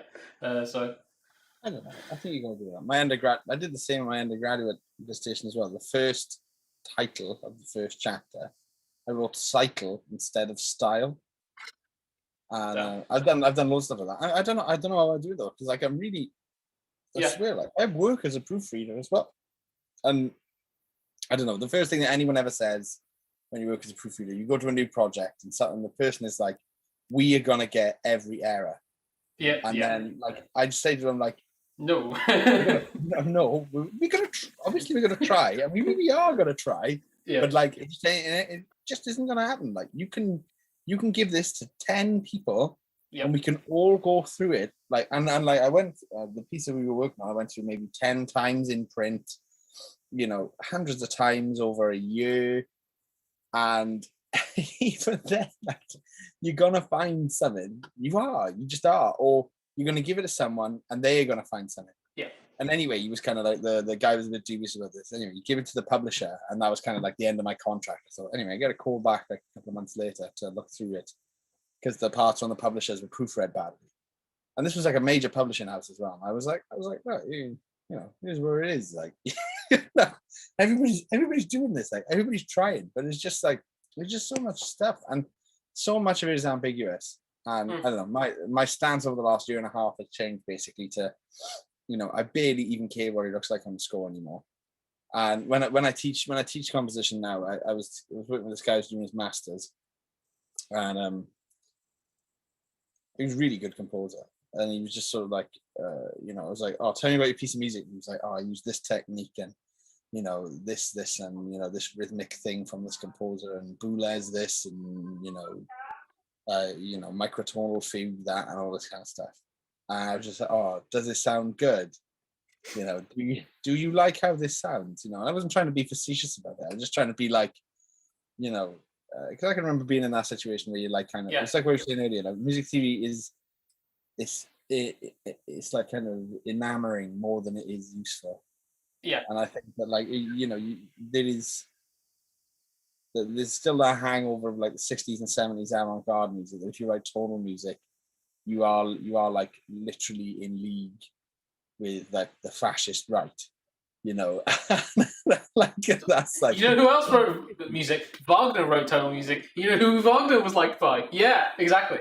I don't know, the biggest music theory trend that I do believe in is that music theory is a white supremacist thing. And I remember this really acutely because I remember reading a book on Schenkerian analysis and having no idea that the following thing was coming. Like Heinrich Schenker was like, blah, blah, blah, blah, blah. This line does this, and then it resolves down to chord 1. And then like, in conclusion, that proves that like, you know, like white people are superior and, you know, the Germanic white man will live on. And I was like, what the hell? Yeah, just like that was like, is that where this was? Is that what this was supposed to be about from the start? That's you know, insane. And then anyway, like, you know, I remember actually some of his students were specifically anti-Semitic, right? And I remember having to teach a really young Jewish kid about this because of the ABRSM exams. And it was so good.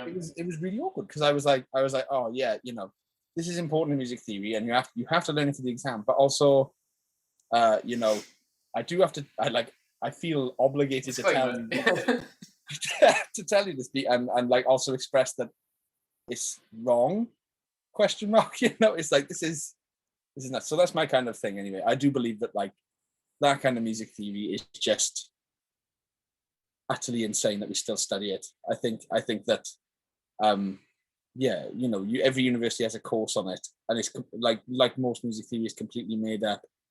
Like it shows you that there are structures in music, are repeated structures, or like there's a degree of consistency in it. But there are other ways of analyzing it, and there are other ways that are other ways that are perhaps more streamlined, use similar techniques, and are divorced from a difficult historical context. Like even like some of the later American Schenkerian analysts, you know, like took it away from that, right? You know, and just said like, if we discuss it in this way, we can use it in this way. And yeah, I don't know. I think that a lot of these structures and a lot of the prioritization of particular sounds based upon like theoretical constructs, I think is really, really naughty. And my biggest 2 cents of all is that everybody should just calm down a bit and just chill out and just write a piece of music. That's my biggest 2 cents. And also start teaching Schenkerian analysis. But yeah, it's nuts. It's absolutely nuts. Yeah, I think it's one of those things where like every rule is meant to be broken. So if you learn all the rules, then you're going to learn like your space in them and how you want to break them. I can see it from that point of view. But if you do it specifically because you're like, no, I must follow all the rules, then it's a bit silly. Yeah, and if you go too far down that road, then you start going to what is right and what is wrong. You start getting alarmingly close to the other stuff. I can see where that comes from. I can also, there was a really interesting, I can't remember which YouTube channel it was, about the book, the jazz standards book, right? And they're basically saying that the idea of doing it was looked down upon by jazz musicians because it was essentially saying the white man wants to learn the black man's thing. I get that, but the problem is that because they decided not to be involved with it, the white man decided what the standards were. They decided what the chords were written down, what the notes were. It's just accidentally, looking at it negatively, ended up to exactly the thing that they were trying to avoid happening. It's a really fascinating story. It's slightly. I think that is what I mean. I say this as a white musician who doesn't have this kind of positioning or that experience. So like I'm saying this from a point of ignorance, trying to be the best ally I can. But from my understanding of it as well, was the resistance to having the publishers publishing it was because it was seen as like giving those institutions to giving the ownership to non-black people, and that was going to lead them into the predicament that they were already in. I mean, we get all this kind of stuff now of like historical payments and trials for historical payments on copyrighted music and stuff like that. And have you ever heard of Julius Eastman? I've heard that name, but I don't know why. A black American minimalist composer, also gay, but he was around the same time as Steve Reich and Philip Glass, and his music is significantly more politically charged and really relevant to the politics of the time. It's very, very good. It's actually, in some respects, a lot of it is a lot more like harmonically adventurous, and does perhaps quite a lot more with some of the concepts. But I think that I do think that like we undeniably have cast a strange eye on certain music historically, and I don't know. I think it's not good. I was reading about Mahler the other day as well, and like great symphonist, but not a good man, I would say. Even like the past is another country and all that, but things, the problems we're talking about now weren't regarded as even like remotely problems back then. They were just like how it is, and people were less afraid to voice their opinions on it, obviously. But to bring this back to like something less political, because I, as I said, speak from a place of almost total ignorance, but a strong desire to be a good ally. I think that for me, whenever someone tells me not to do something, I immediately want to do it. Yeah. And the big one at the moment is like people saying, "Oh, you can't compose in Sibelius," and I just love. I've been to talks where people have said like, "How did you compose this?" And I just go like, I did it all in Sibelius, and it's in C major because that's the default key. Oh, is this weird? Yeah, it's in C major because that's the default key, and it's 100 beats per minute because that's the default speed. And and then I just, and you can see like there's someone at the back just like literally like like that, like I can't believe you did that, and it's like no, it's like I absolutely did that, and I don't know. I think there's something kind of it shouldn't be perverse to do that. What are they expecting? Are they expecting that you sit in front of a piano and then eventually, when it's fully workshopped, then put it into Sibelius? No, a lot of people advocate for like you were saying, like transcribing from your head, right? Which like I've tried it a couple of times. Honestly, like I am not a very focused person, and I'm not very good at concentrating. I'm also not very good at like I would say like I'm quite a fast thinker. Yeah. But like in a really unfocused way. So like I'm thinking about like lots of options. So like if you look at like my save files for a piece of music, there's like usually about 150 to 200 save files for a piece of music, and they reflect the different stages of it. Whereas if I had to do that on a piece of paper, it would be, agonizing. Yeah, for that BBC Now piece I did last year, I rewrote the ending 5 times. The first 2 I didn't use. Oh wait, actually, the original ending I used in the piece of music I was writing at the same time. The second ending I got rid of. The third ending I originally got rid of. Then I did 2 more and went back to the third one. Right, so like having to go through that process would just be shit if you had to write that out. It'd just be awful. Yeah. Like, how am I going to lay out this flute chord? I go, oh God, I got to make sure I have it in the correct voice. So my thing was even with the mind's ear thing, like you can tell that something is missing, and then when you do it on Sibelius and you put in the note or the chord that's missing, oh, that's what I was trying to hear. Like I was hearing that, but I couldn't quite articulate it. You miss out, I think, if you don't have that. So I think that the being able to listen to what it sounds like, even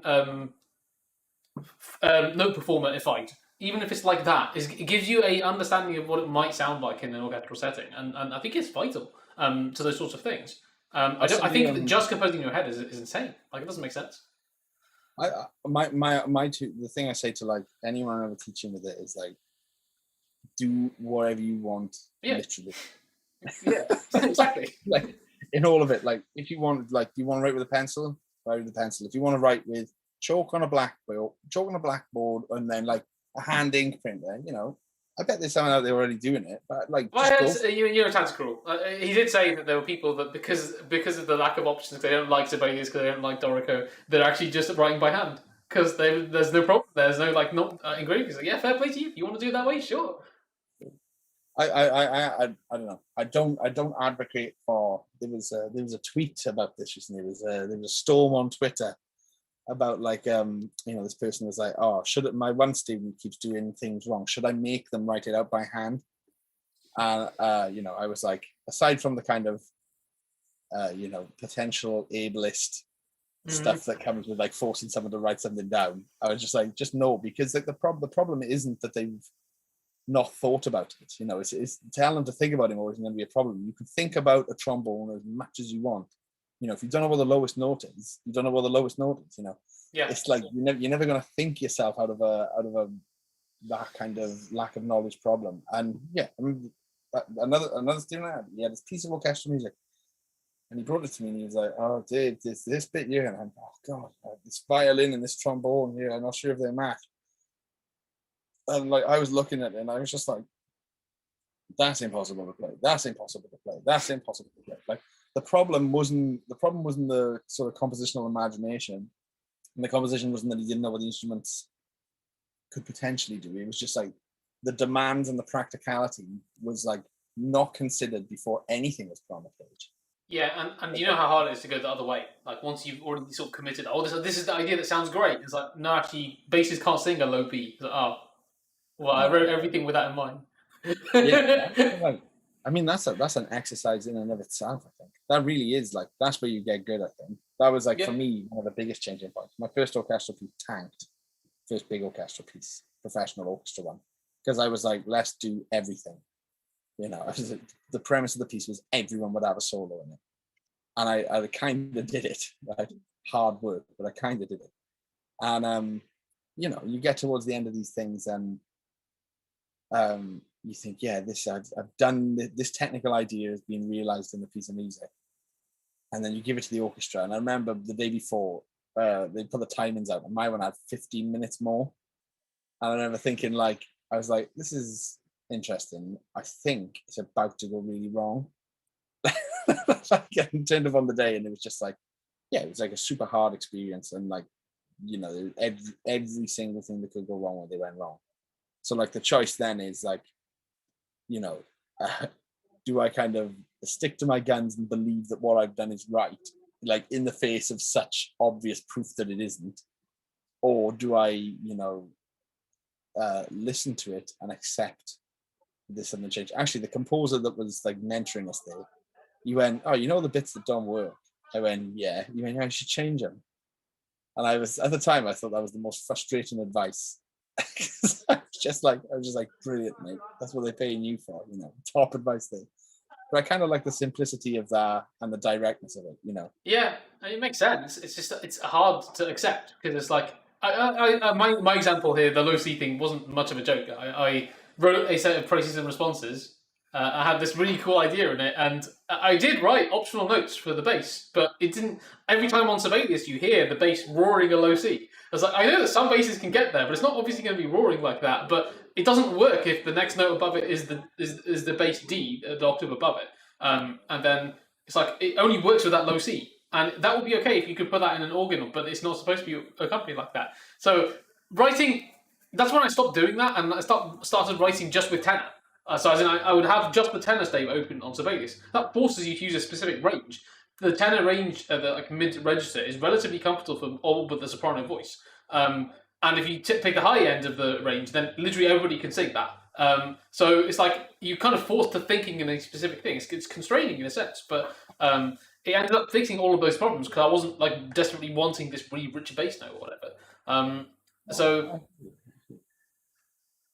you know, it's so true though. I think that it's like the idea that you've got to write for the instrument. I'm writing a double bass piece at the minute, and I wrote another double bass piece over the summer, which I submitted to this competition, which ended up me writing, which is why I'm writing this double bass piece now.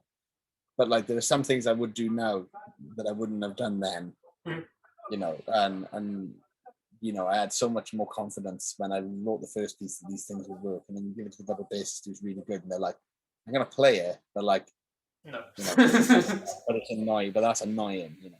Yeah. Like, I think, yeah, you want to kind of, you got to strike that sweet spot where you're kind of not pissing them off. You want to push the player in a way that they enjoy, rather than in a way that they're forced to be done in that way in order to get anything out. I played phenomenally hard timpani parts that were boring and uninteresting, but it was only phenomenally hard because the person didn't know what a timpani was, and I was like, I'm a good player and I can play it, but why did this piece have to be that hard? That was my perspective on it. So I don't know. I think the same. I mean, I've written my fair share of like dreadful timpani parts. Weirdly, like timpani was the thing I thought that was just going to be fine in all my pieces, and then it was just like turned out it was like the one that I didn't realize I was just doing wrong. it's hard. It's a hard instrument. It's a very strange instrument in many ways, and it's hard to know what to do with it. And the thing is that the advice on what you should do with it, if you say Beethoven and Mozart and okay, maybe not Mozart, Beethoven and Rachmaninoff and Bartok and what's the guy's name? Oh crap, the Czech guy, Janacek, and yeah, and Rachmaninoff, yeah. Those are all good composers at timpani. It's like, yeah, in different eras, like one is using pedals and one is using the same two notes, and one is Baroque, and one is. What do you mean you compose like this? You can't do that. That's insane. So yeah, how do you explain it to someone? It's like it's the instrument has an immense complexity. You could use that, or you could stick to two notes. Like you can do anything in between there. But if you do it wrong, it's not going to be fun. It's not going to be enjoyable. It's hard to judge that, right? It's like you can have a fun part that's hard, and you can have a hard part that's not fun. It's a really difficult instrument to consider there. There was this really good article by an ex-editor of The Economist, where he was saying like, whenever someone gives him an article, he just tells them to cut 10% off it. Yeah. And like I kind of try to live by that as much as possible, and I think timpani is a really good example for me personally of where that rule comes into play really well. It's like I see it more now as like, I used to think it was like a bass line instrument, but now I see it as more of a punctuating instrument. Yeah.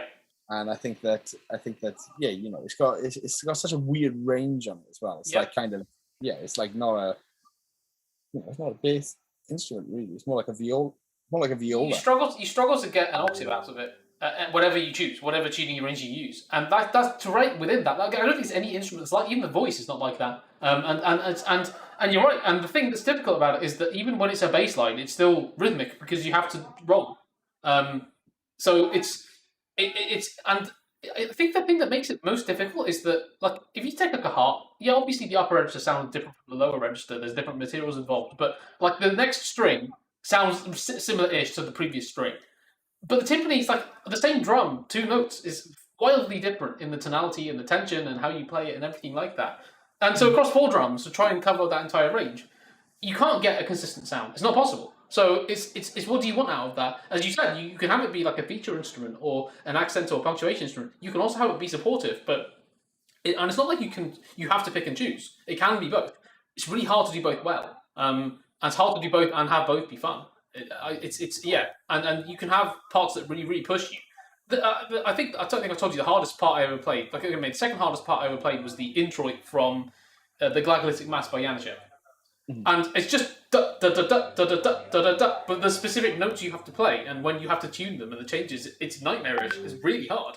And you think, like, I know this is really hard. I'm not sure the audience does. I'm not sure that added a huge amount to it. And it's nice to have this rhythm going, but it didn't need to be as hard as this. There were ways to get around it. So there's that, and then there's also that Alchemist's Journal piece I told you about before. The hardest 4 bars I've ever played, ever. And I couldn't play it on the day I tried. And that, at least it made sense why it was like that. But just trying to make it do that, like have the timpani be in unison with the bass solo, doesn't make sense. Like, it's fun. It was really fun to try and play. And then you also, on the flip side of that, you have proper solos that work really well. So it's a difficult one, right? But the problem about it is that it is this unique cross between bass and percussion. So it is supposed to blend with the orchestra, but I think it was Andy King who said it shapes the entire tutti sound of the orchestra. Just can completely dwarf every instrument if it wants to, but it will sound so different with the same instruments with a different timpanist. I love it for that reason. It's that you can really put your own fingerprints on it. I think so. I don't know. I think that the sound of the orchestra is an unusual one, and yeah, it's a bit more trial and error than anything. Whenever I'm like everybody wants to write the orchestra as well, right? It's like kind of the fun one, and whenever you're working on it with a student, it's always kind of like, just combine stuff basically. I was saying this to this guy the other day. So teaching him for the first lesson, and sort of like he was like, "Oh, how do you compose then? What do you do to compose?" And I was like, "Just pick 4 chords and just smash them together." And he was like, "Well, any chords?" I was just, anything. And he was kind of like, sort of like a bit skeptical, right? And he was like, "What about like, theory and stuff?" I was like, "Don't worry about it." You can do what sounds good. Yeah, not even. Or it's fun, or it's fun. Yeah, just like do whatever and see if it sounds good, right? And then you then lean into personal judgment, right? Because like it's like with playing improvised solos, you just like you got to. I remember my brother telling me how to do it when I was a kid. I had like some weird rubbish software on Windows 98 PC that was just like barely alive, and I was like, how do I solo then? He's like, "Oh, just use a pentatonic scale. Just like try and do something. Use stuff you learned from other solos. Just try and play bits, little like couple of notes from them. First 10 times will be rubbish. Next 5 will be all right, and then eventually you'll just sort of settle." And I was like, "All right, then I'll have to do it 20 times." And then like first 10 were crap. Next 5 were all right. 5 after that, I started to settle, and it's like, "Oh, all right, there we go." I can actually still remember that solo today as well, by the way. It's called Tony Tiger, the song. I was in a band called Huzzah. And when we were on stage, people would shout, "Huzzah." But yeah, it's it's enough to drive you bonkers, though. I think even as a young composer, like if you're someone who doesn't compose much, I think the impression that is given is that you've got to know everything. You've got to know all the answers immediately, and you've got to spend months crafting and learning about form before you even dare to put pen to paper. And you should like make your magnum opus like as the first piece, rather than writing like 50 throwaway pieces. Just work out what does and doesn't work. Yeah, just completely wing it. I think. Yeah. I really do, and I know it sounds like I don't know. I'm like you need a teacher who I consider myself quite open. And I would say one of my biggest strengths as a teacher is like I have made many mistakes. That's like I'm like I've been in that situation where I really wanted to be able to write for something, and I was just trash at it, and I didn't have someone for a long time who was like really helpful. I have a bunch of people now who are like from the first session I did with that professional orchestra. A university lecturer was there, and they emailed me afterwards. They might have even been asked to email me, but they emailed me afterwards saying, "Look, you know, do you want a couple of pointers?" Yeah. And I did them, and they worked.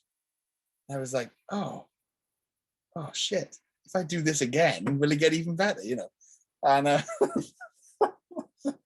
was like, oh god, that person told me the right thing to do, not like my other teacher who told me, who basically looked at the score, decided they couldn't be asked, and then told me it was going to be fine.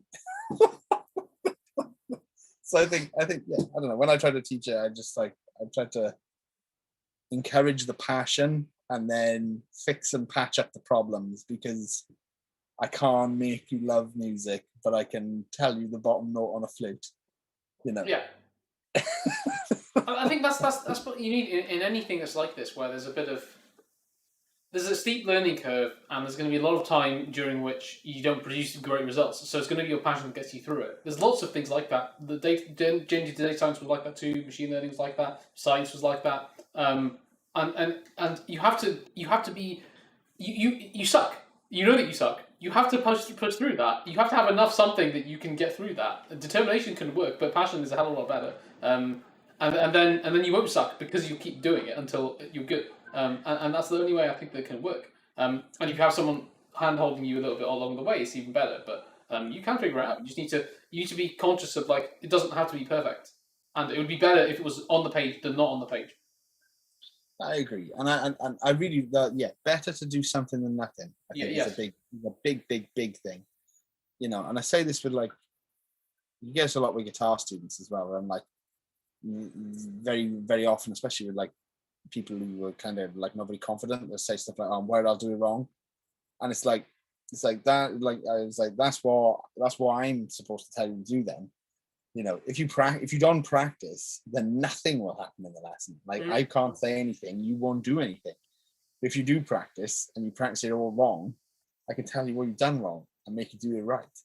Yep. that is a step forward. And like, I don't know. I've been teaching since I was a teenager. But people always say, like, practice always wins out, and it really, really does. A couple of times I've bumped into kids who are like, you think, oh my goodness, you are like, it is stupid how good you are at this. Like you're way better than me now. Like, as a child, you're better than I am. And they just stop practicing, and then there's another kid who's like just finding it really hard, not practicing as much, and just like less of a natural ability on it. But within the space of a year, because they've been consistent with their practice, they overtake them. Yeah. And good on them, I say, because you're right. I one of the most frustrating things is usually a close friend. I'm actually not sure, because they haven't kept in contact with me. I did try to reach out to them. Someone I know from Cambridge. Amazing tune percussionist. Like, I don't know if she did get into. She was one of those people who had, like, Trinity Guildhall, like, extra classes when she was 16, for instance. Like, phenomenal player. We were doing Porgy and Bess in Cambridge. QSO, Cummins was doing it. I was like, wow, future part for you, right? Great. Didn't practice. And so it went as bad as you think it would go. It's like, you have an amazing natural ability, but you didn't practice. And the thing I couldn't get about this person was, it was like they peaked and just gave up. And I was like, yeah, I started out way worse, but I kept up my sustained practice. And what I couldn't understand was that this person was disappointed that it didn't go well.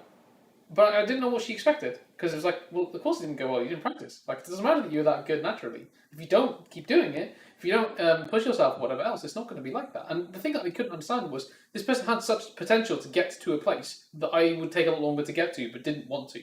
I never got that. On the flip side of that, though, I think I told you this, right? Classical guitar is my first instrument, but it was like my second grade 8. Because I was doing it for years, and I loved playing in, like, ensemble situations. but I just did not enjoy the grade 1, grade 2, grade 3. Hated it so much. I just didn't practice outside of the lessons. And it was only when I got to grade 6. I actually don't remember what the specific piece was. I think it was something by Tarraga. It was like, this is an actual composer. It's not somebody who's like, oh, grade 5, you have to make this level of a stretch, and you have to do this many notes per second. That's what it felt like. And then I went from grade 6 to grade 8 in like less than a year, because like, oh, it's actually, I like this now. This is fun. But the problem with that is that if you don't get past that point where you can actually learn the stuff that you enjoy to play, you won't get there. And this is why I was battling with just basic like chord scales and whatever on this instrument, because I knew if I didn't get it on the piano, I didn't crack that, and I wouldn't get to the point where I could start kind of expressing myself. And when you get to that point, it's like, oh, this is easy. Like, I just want to play, and just by playing, I'm going to learn how to play more stuff and get better at it. But is boring. Boring is alright. I think it's. It can, yeah.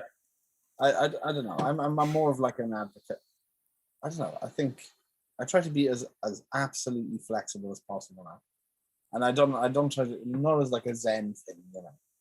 Everyone's different, man. Not like that kind of thing. There's always got to be rigor. There's always got to be rigor, and there's always got to be practice. But I do think that like. I've had this experience a couple of times where I've had like adult learners who like, especially in a city like Cambridge, where they're like, oh, I play a bit of piano, just a little bit. And they're all very shy about it. They're like, not very much at all. And you turn up and they've learned like, something mental. And you think, Jesus, like, that's incredible that you've just done that on your own.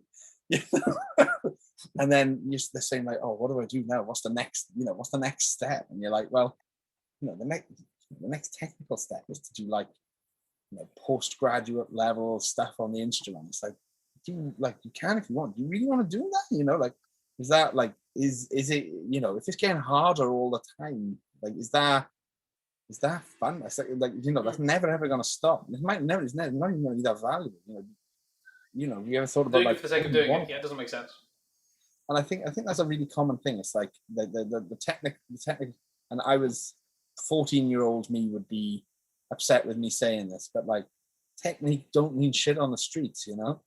I think that it really don't matter how many notes you play. I told you, do you know the guitarist Chris Buck? Not sure. He's like a reasonably famous blues guitarist now. He won like best blues guitarist in the world. I was in A-level college with him. I remember being in a music tech lesson, and you were going like, "What are you going to do after this?" And I was like, oh, I'm going to go to university and do music. And he was like, oh, I'm just going to try and make you in my band. And I was like, oh, yeah, you and every other person in this fucking building, And then, there was like about 3 years later, a video of him playing on stage with Slash at the Guns N' Roses. And like, he's on that pedal show, and, he's voted top blues guitarist in the world and played Download and all this kind of stuff. And you're like, oh, fair enough, mate. I was sat there doing John Petrucci's Rock Discipline 8 hours a day, and he was just doing his blues stuff. And I remember thinking like, oh, blues is easy, But what I didn't realize was that he was doing, he was putting his own mark in it, putting his own mark on it in a way I wasn't putting a mark on some of my music. I think I was on some things, but I think I was kind of a bit too snooty to kind of engage with it. But anyway, so now I kind of massively discourage the prioritization of technique. I try to push towards people's personal taste, and you get this especially with young kids as well. Like you've got a couple of really good young students, and they're like, they practice like mad and they're doing great, but they're all doing like grade 6 or whatever. And one of my students was like, oh, I did something else this week, I hope that's okay if I do something else.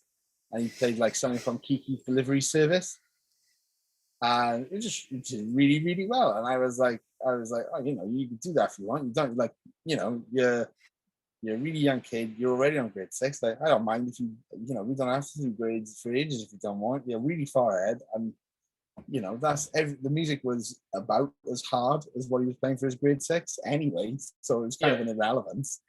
And I was just like. If you like Kiki's Delivery Service, you should play Kiki's Delivery Service. You can do grade 6 whenever. You can do it now. I think this was the mistake that my drum teachers made for most of my time drumming, is that I was playing Dream Theater and grade 2 at the same time.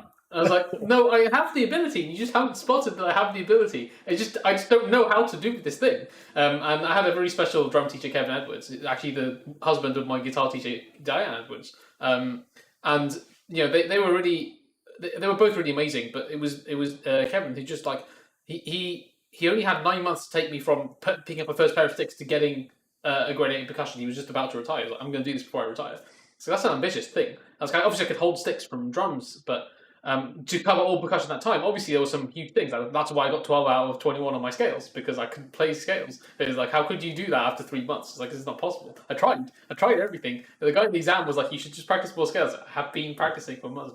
You need to be able to play the piano. You need to be able to see the keyboard. I couldn't do it. But timpani, in some sense, I think that it was really advantageous that I didn't have this rigorous technical background. I was told the basics, like, generally speaking, try and use the lowest drums you can to play certain notes. Don't like have like really slack heads. Try to hit 1/4 of the radius from the drum, and don't hit the center of the drum.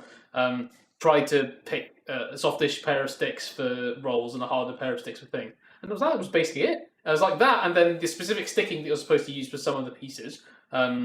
That was it. That was enough to take me to getting a good mark in grade 8. But that was only because what was left was, how do I want to sound? That was it, because the technical fundamentals are, that's a roll. Just keep your wrists a bit slacker if you can, rather than doing this. That's a roll, and just do that across drums. Try not to hit doubles on the same drum. Use the single sticks, and then if you need to do doubles, do it across drums. Some basic technical tips like that. But the specifics about how to play, I had to work that out myself. It was better for it. It meant that when I got to Cambridge, I was auditioning against people who had this really rigorous technical experience, who'd been playing for years, but didn't really have any dimension to their playing because they didn't think about that. They just thought about the mechanics of how to play rather than the sound that they were making or anything else. And I couldn't think of anything else but the sound that I was making. And I remember describing to you about the experiment I did with putting the... So I forgot to bring the really long extension lead, so I ended up pointing a digital audio recorder away from the timpani. So I put it in the front of the tips, but pointing away. So I'm hearing the reverb only, and I had some headphones and then earmuffs on top, so I could hear what does it sound like after it's echoed through there. That completely changed everything I thought I knew about how the acoustics of the instrument worked. What could the audience really hear? What sticks can I use here? If I play a roll really quietly on really hard sticks, can the audience hear it? No. And I thought they could. I thought they could hear it. And all of that stuff, I sort of tried an error of like, I'll listen to a recording after the fact of me playing it, or I'll listen to it live, or in King's College Chapel, don't bring any sticks less than hard because that's like soft because of the reverb, and all that sort of stuff. I was talking to people who hadn't picked up any of this stuff because they never thought about that. They just thought about, for the graded music, like, how do I need to play to hit this thing? And I remember thinking, there's so much more to it than that.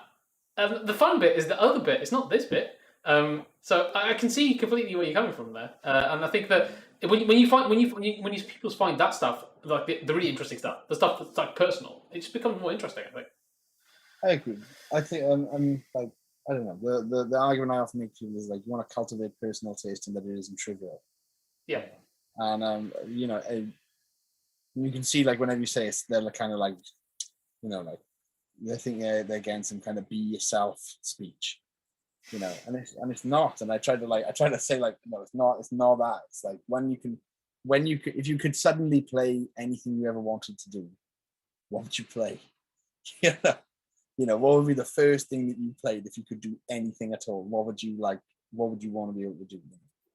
And composing is quite interesting for that. I think it's like, I remember I will obviously not mention the composer of that piece, but I remember listening to a piece quite recently, and I got someone else's music, and I see it as a personal deficiency if I don't like it, someone's music, right? Because like if they really love it and they put time into it, then you gotta respect that, right? But got to the end of this piece and I was thinking like, wow, that was 12 minutes, and I feel like there was sound, but I feel like you didn't, you had all that time and you did, I feel like bugger all with it, I feel like it felt like you wanted to go somewhere the whole time, never ever did. And I just felt like I just felt completely shortchanged. I was like, I can't believe you did that. I can't believe you made me think something was going to happen for 12 minutes and nothing happened, And I tried, and I suppose like the opposite was the case, that like my music is very crude and unsubtle. It's just like like something's happening every 2 seconds to kind of go like, ooh, you know, look over there. Oh, look over there. literally. So I'm sure people, you know, and it's in a key as well. So I'm sure people have, you know, various opinions about my music as well. But yeah, you know, that's fine. But for me, like I want the music to feel like I want it to feel like the music wants to kind of be there, you know. Yeah, I don't want it to be like a kind of, you know, it's Christmas dinner, get your cornet, play Grandad your grade 3 song, and you know you play the first half of British Grenadier and you do like a third of the notes wrong, you know. Then you just sit back down and drink your Bucks Fizz or whatever. It's like, you know, I want it to be like someone saying, you know, I really, for better or for worse, I've given this a good crack. So Yeah.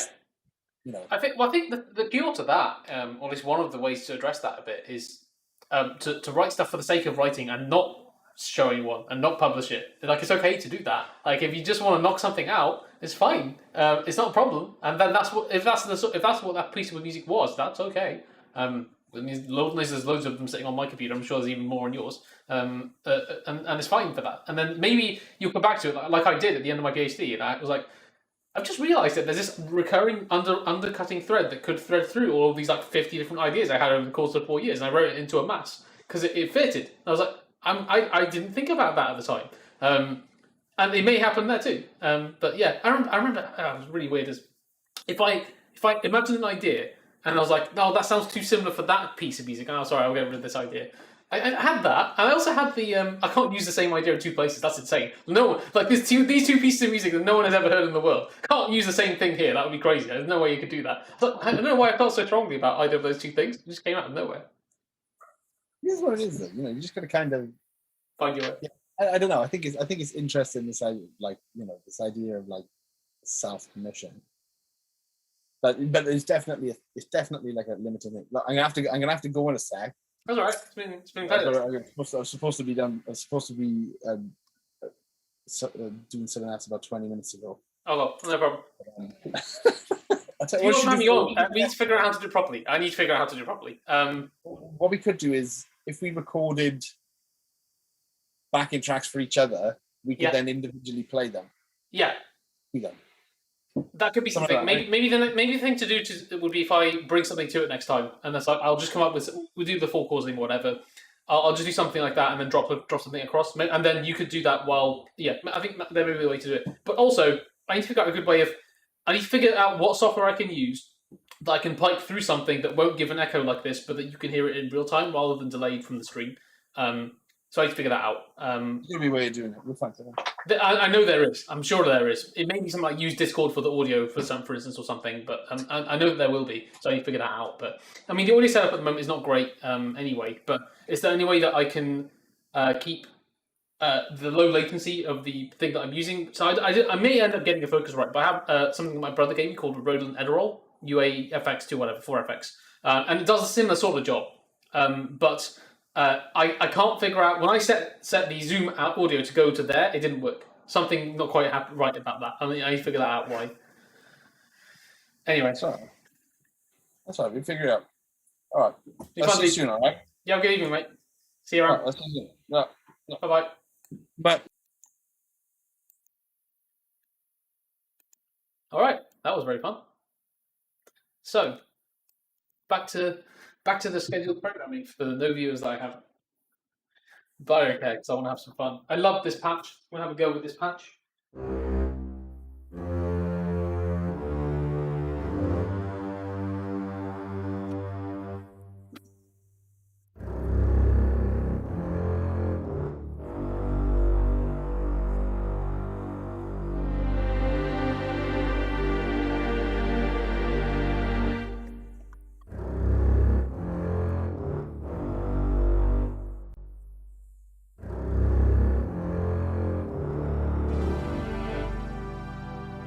Nope.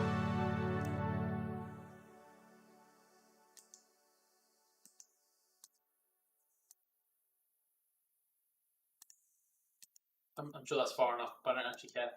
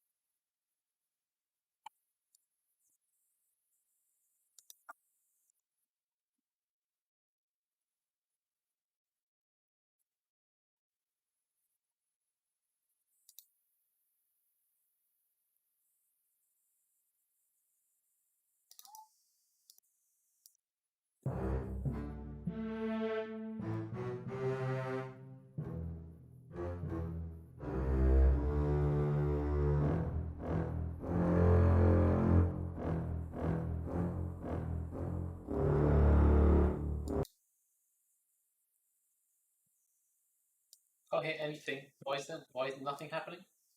Should be working to some extent, shouldn't it?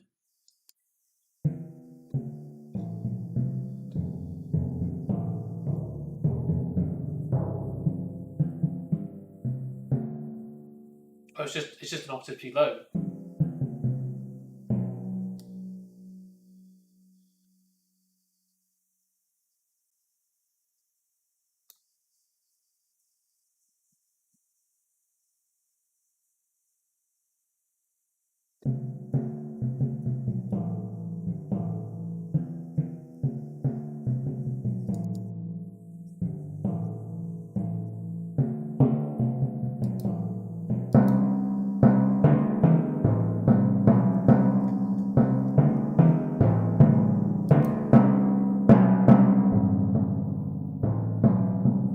That's a bit too loud, I think.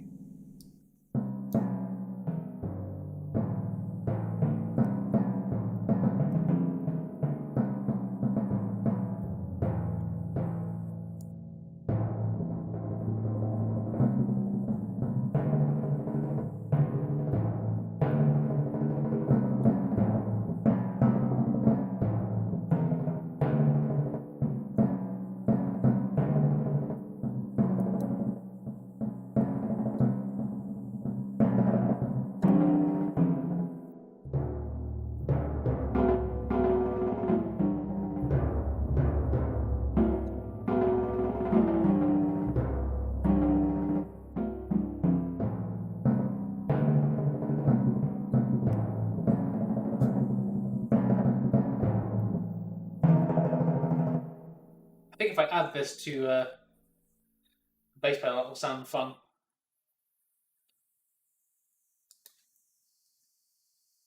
Except I need it to sound on that note, and I don't know why it's not doing that. Hi Baba, how's it going? Good to see you here.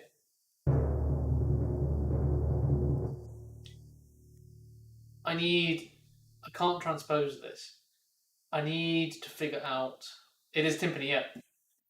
But I need to figure out how to make it sound the same octave as the, I mean I don't, but I'd like to. I've got no idea how to even do this. I don't think it's this. It's not this.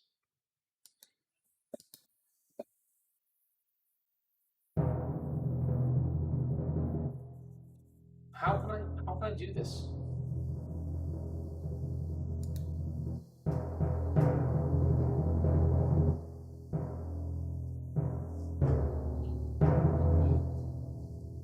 There has to be a really obvious way of doing this.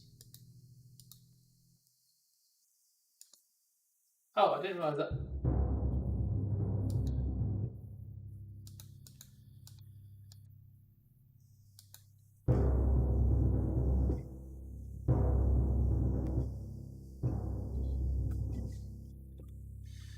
I want to be able to play these at the same time as I can play the other stuff, but I can't figure out a good way of doing it.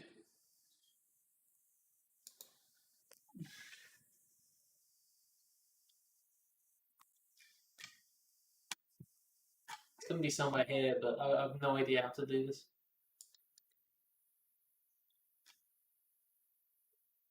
It could be this. No. So how to do this?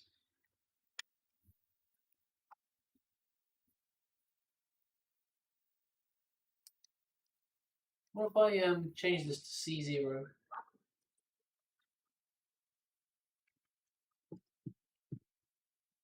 Don't know if you can hear the other people. Oh, here we go. This is what I want.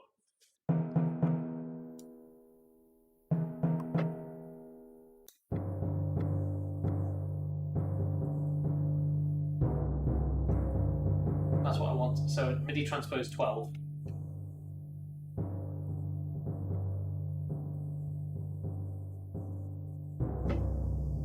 I want to be able to try and do the Mars, but I can't do it. It's just not quite. I'm not quite good enough at it. Okay, save.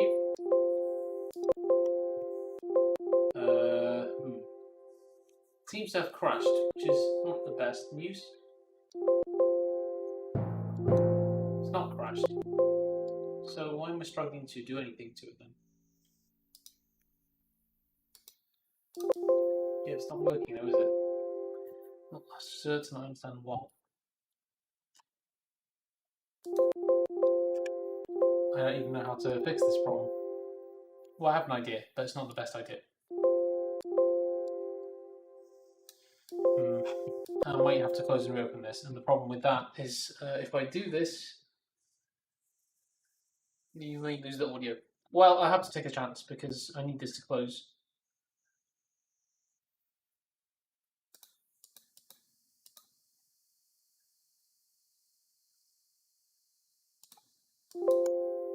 Annoying. Don't know why it's like that. Okay, well, fingers crossed if I close this and reopen it will still work. You can see there's a bit of a problem here. Oh, really? Is that why? So stupid. Well, fingers crossed it still works. It's going to take a bit of time to load.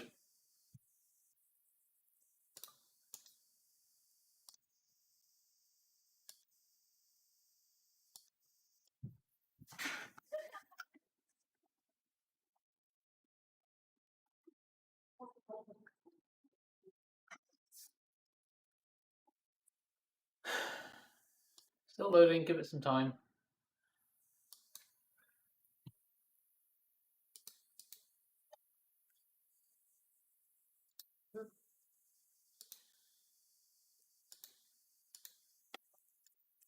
I don't know if you stuck around for when you were, when Dave was around there, but did you see much of Dave? Did you enjoy the conversation we were having? We had a very long conversation about classical music.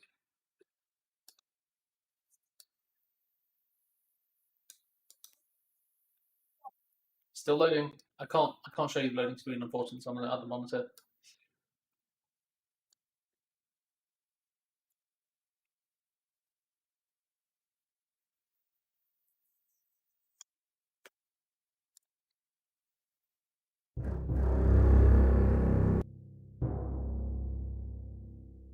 So I just need to fix the rolls. Right, try again.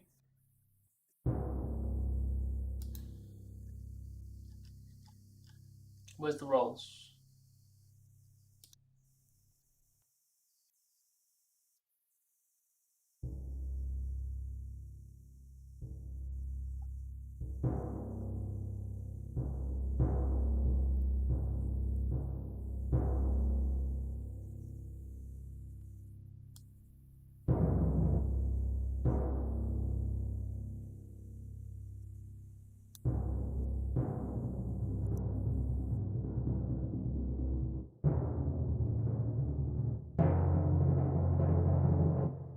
There we go. Right. So.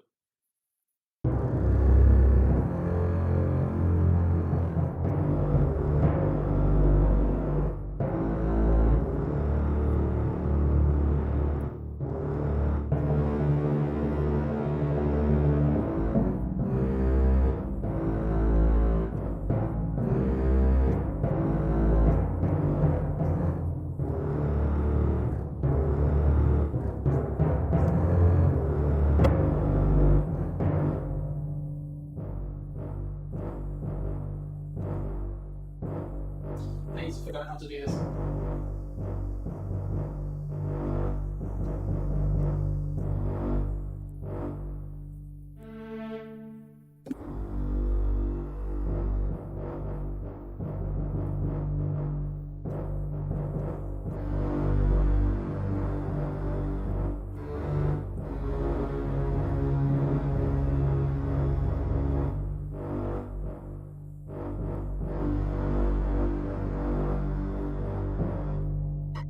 I can't do it. I want to play the from Mars, but I can't do it.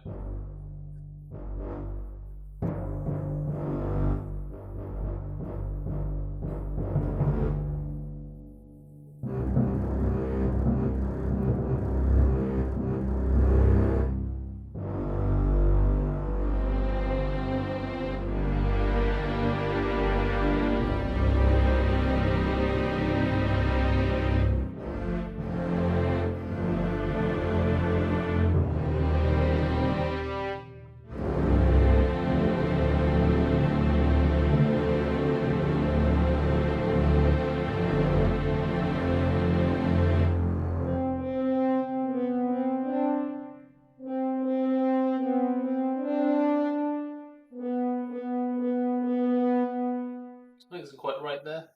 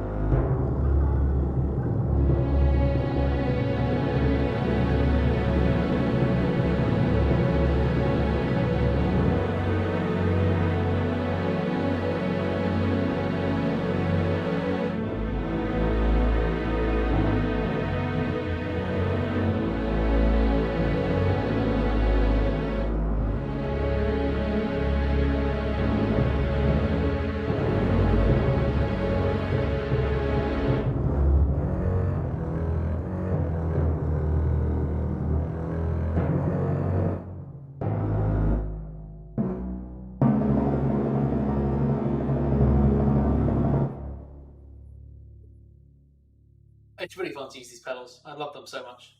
Even just something like that bass line.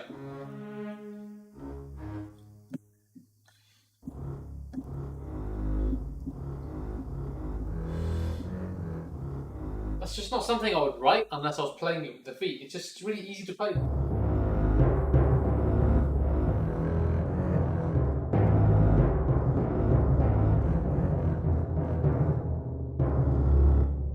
Now, I think the next thing to try is organ. So I was doing stuff, but I wasn't really doing organ stuff.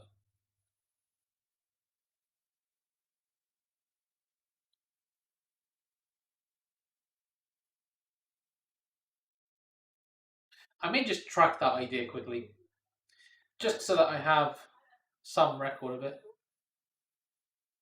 And contact also.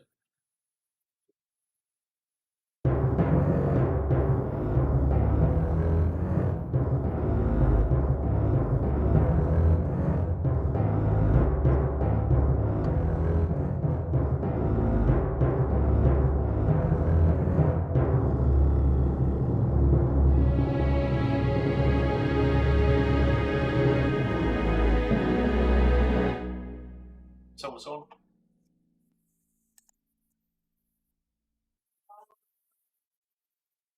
Thanks. It's nice to be able to play closer to what's in my head. Still not quite good enough to do it. A lot of the ideas that I'm doing are like the bass holds a note, and then I play some other stuff, which is fine. But I would like to be able to play three fully independent melodies. I think I have the potential coordination skill to be able to do that, but I have a steep learning curve because I'm still not that great at the piano. And playing things in time is a different matter. If you saw when I was playing the stream earlier with Dave, even just playing some regular chords in time is hard, really hard. But, you know, it's a good challenge, right? It's something fun to do. So I'm not disappointed by the challenge. I'm very much the opposite, actually. I'm looking for organ. I actually don't know if I have. An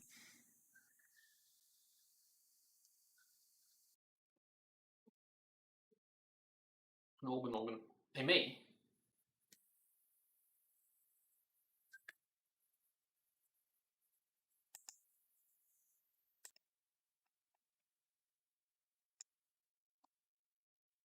The beauty is that it's just one patch. Thank you, Baba. I think so too.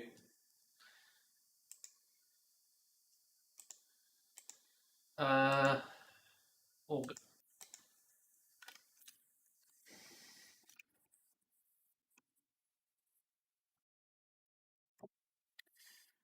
Okay, well, there's some potential stuff here. I have no idea what any of this sounds like. So let's see. Full organ. Could be anything.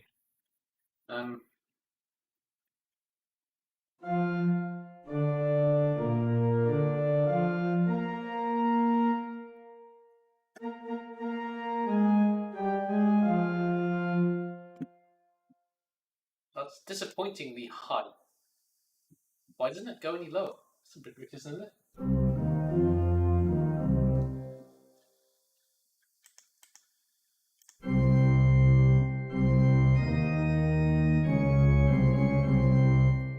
Doesn't go any lower than that? It's a bit ridiculous, isn't it?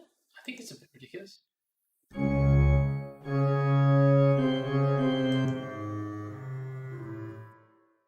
That's horrendous.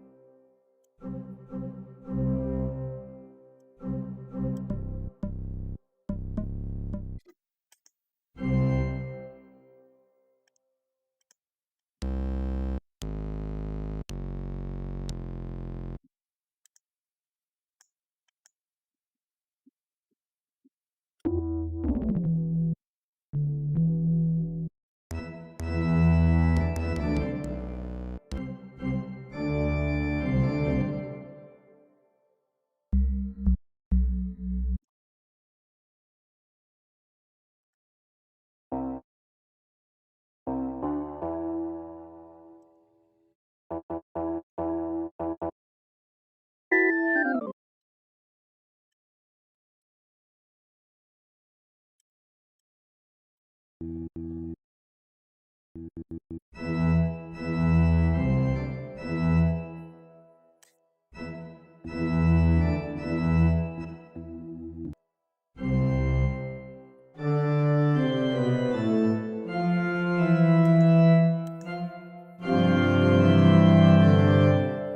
a shame because the pedals aren't going to do anything because it doesn't. It's not the right register. Like, not at all. I'm not even sure how to solve this problem. Honestly, I could probably find and install a VST now.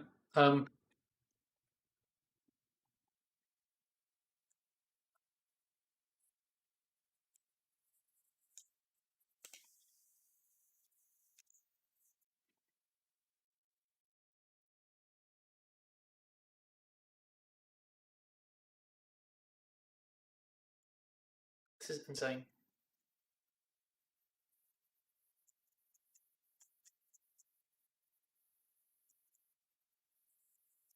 None of these look like an actual organ. They're all just organ synths. I don't want an organ synth, I want an organ. I think I mean to say pipe organ, perhaps.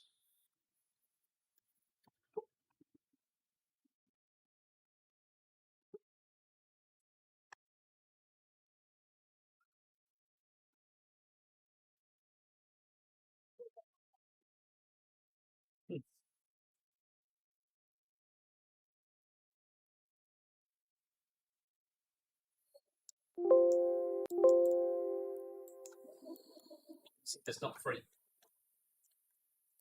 It's extremely unlikely. Does it maybe actually work? Maybe it will work. That's interesting.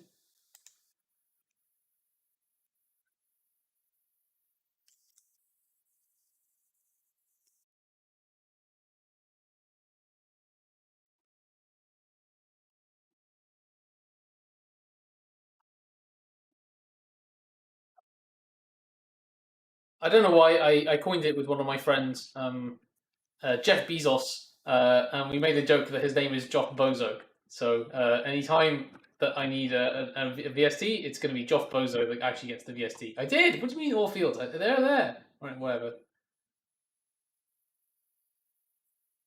So Joff Bozo is the one who actually signs up to all of these. I like it a lot.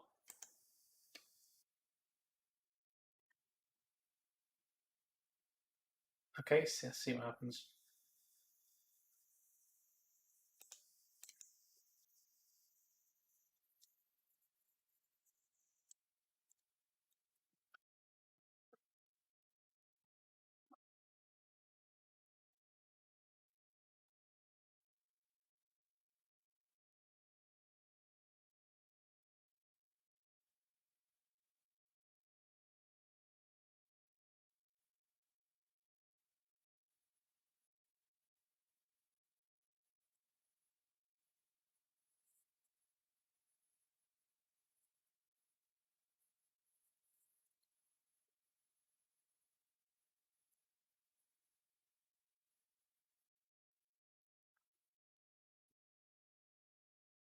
Why didn't it work?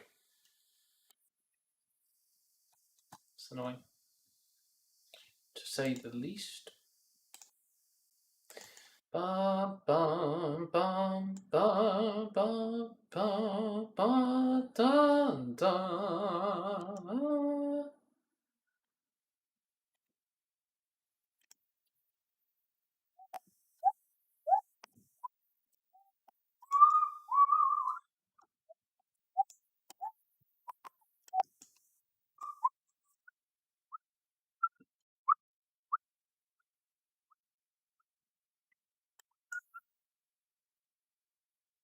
Work. Why did not it work?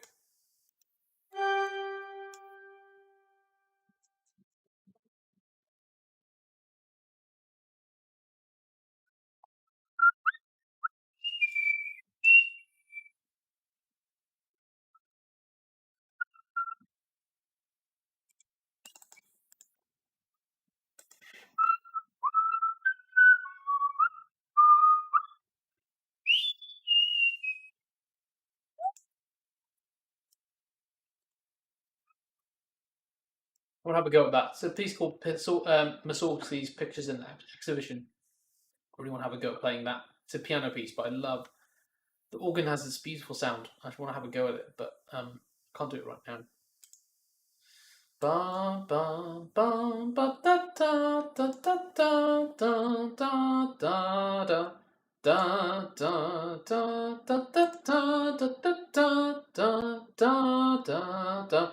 Da da da da da da da da da da da da da. Cannot import one of one items. Very helpful. Why? Ba da da da da da ba da da da da da da ba da da da da da da ba da da da ba da da da da da ba da da ba da. I'm gonna have a go at doing it on this screen. Ba da da da da da da ba da da da da da da da ba da da.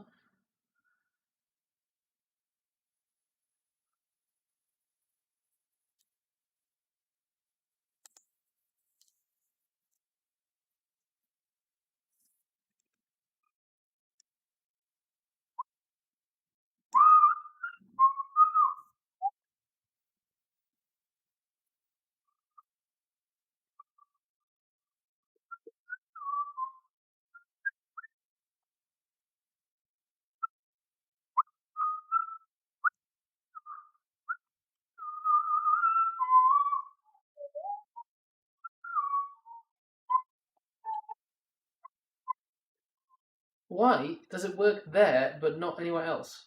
That's so annoying. When I just double clicked it, it worked and opened here, but I can't play it.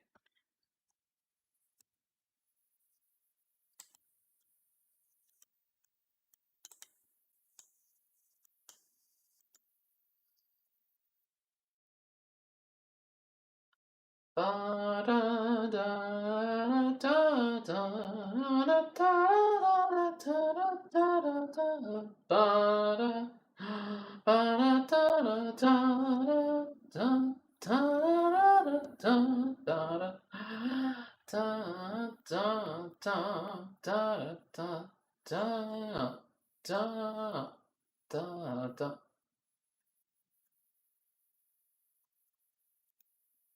Ba da da da da da.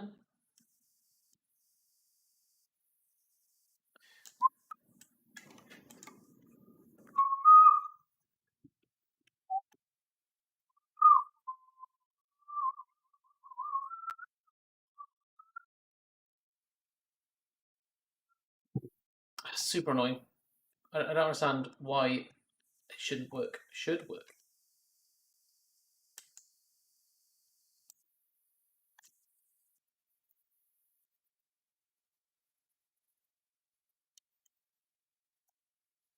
Screw it, I'm going to try this. Maybe it works, maybe it doesn't work.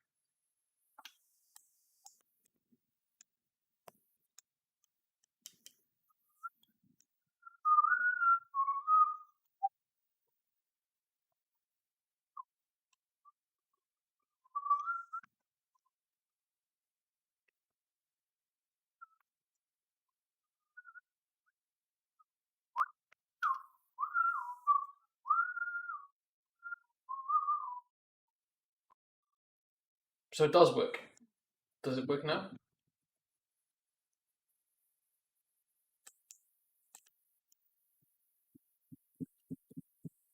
I'm not hearing any notes at all.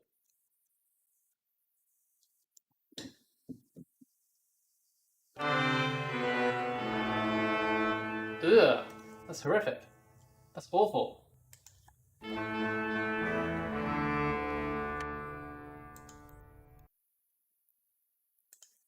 That's definitely going in the bin.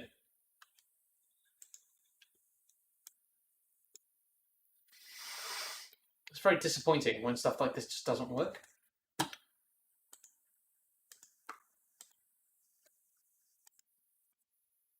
That was so horrific. Shouldn't be free. Get rid of VST part whipple. Okay, where is it though? Outfit.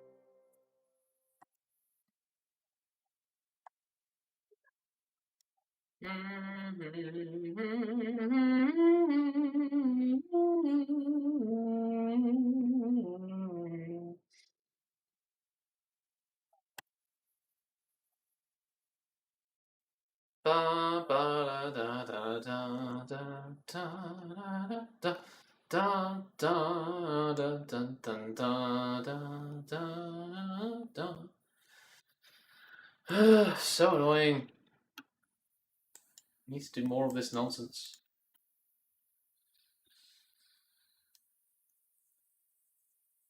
Where's the fake mail? Oh, I've lost it.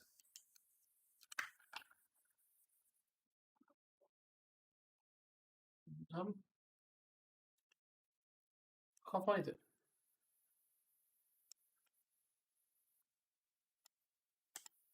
Fine, I'll sign up for another faking.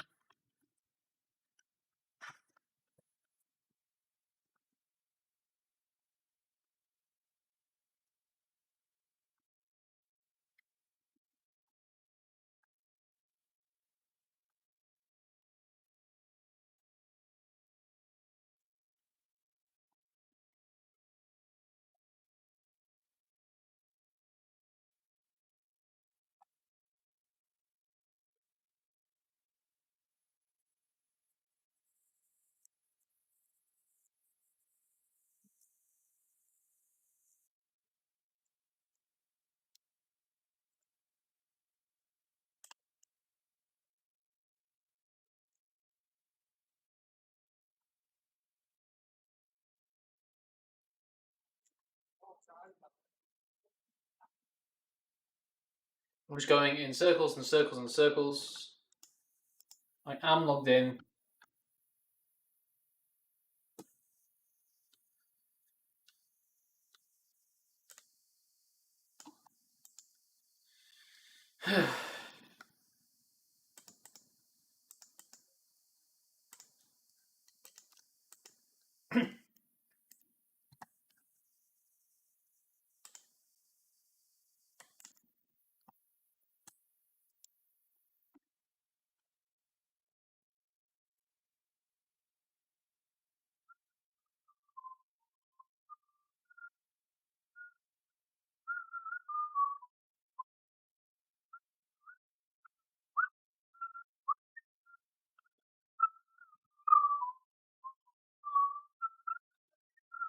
Won't let me log in.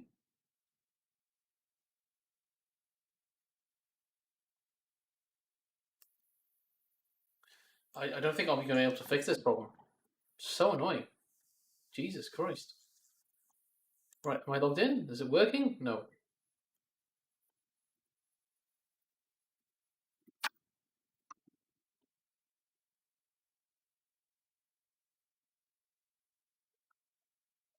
Can't get in. Let's try Firefox.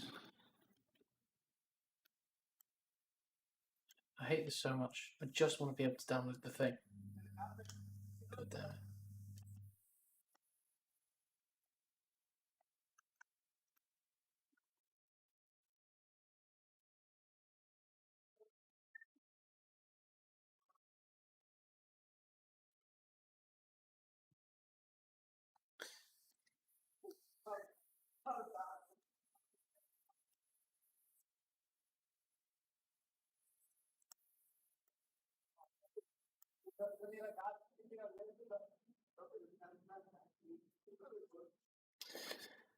Oh, for God's sake.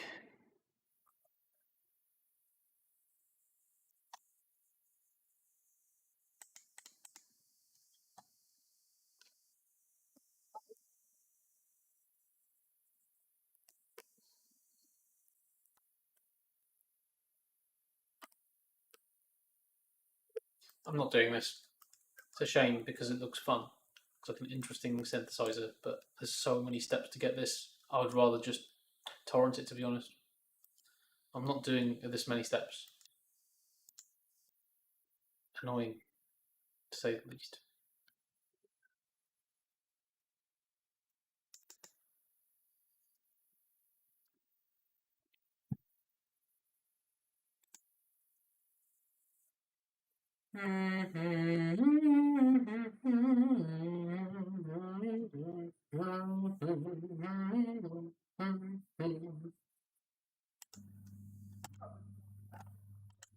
Yeah, something tells me it's not free.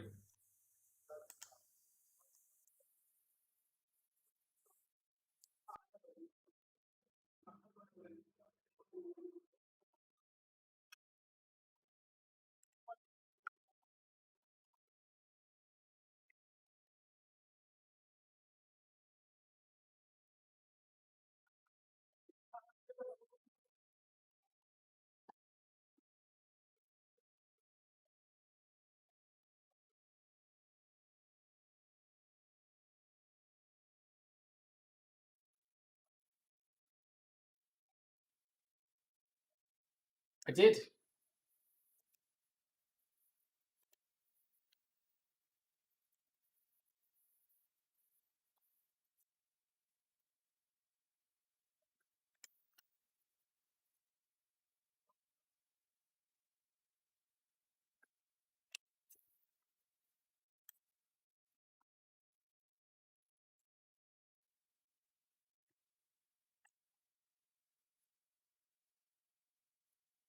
So it is actually free.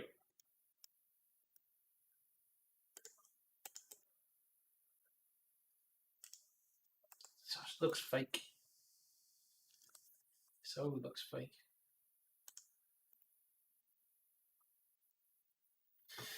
Oh, I hope it works. Be nice if it works. I have gigabit internet. It's still not fast enough. Look at this. It should not take this long.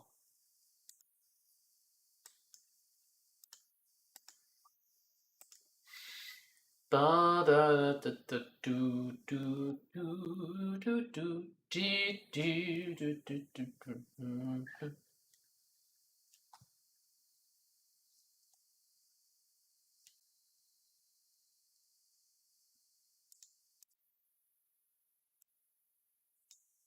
This part is the same size as this part, but this one downloaded 10 times as fast. Doesn't make any sense. Ah, come on.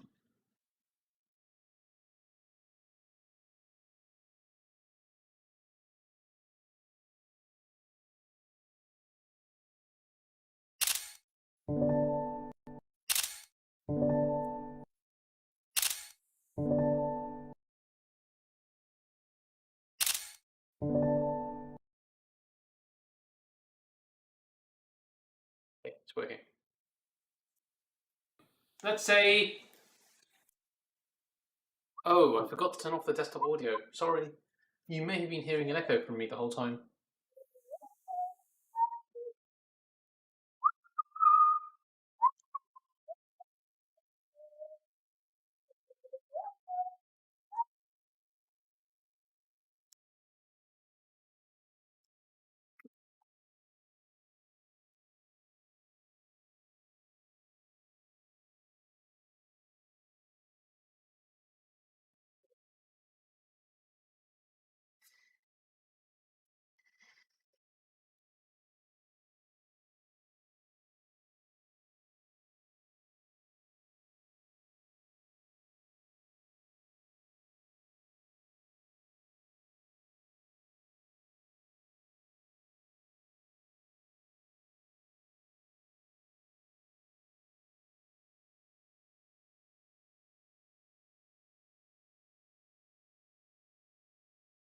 Looks interesting. Could work quite well. Has a lot of samples.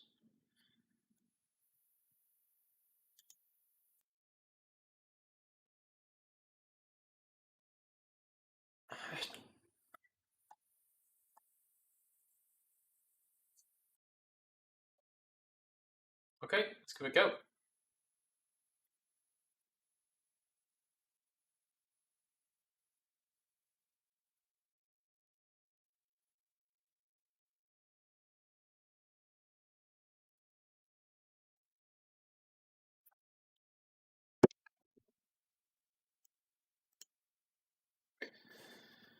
Okay, should hopefully be back to the music making soon. So we get rid of this nonsense. And also this nonsense. The dream would be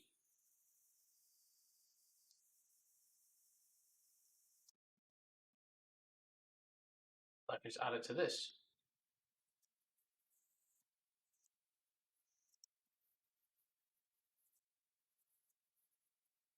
Yep.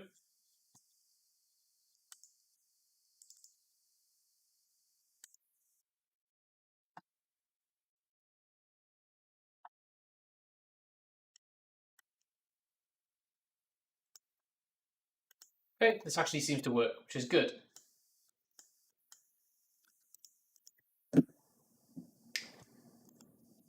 I don't get it. How does it not go down that low? There we go. Right. So whatever this is, it gets rid of. This now should work.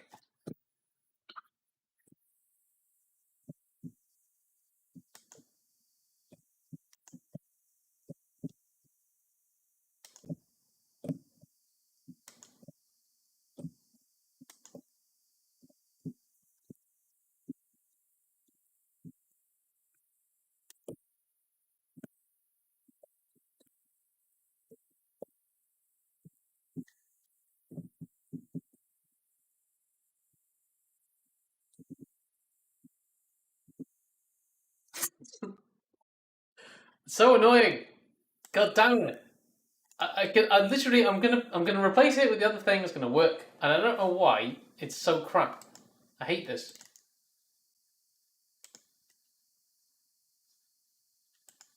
All I have to do is use this instead, which is also free. I also didn't have to pay for. I just drag this in, and it's gonna work perfectly. And there was no need for it to be that way.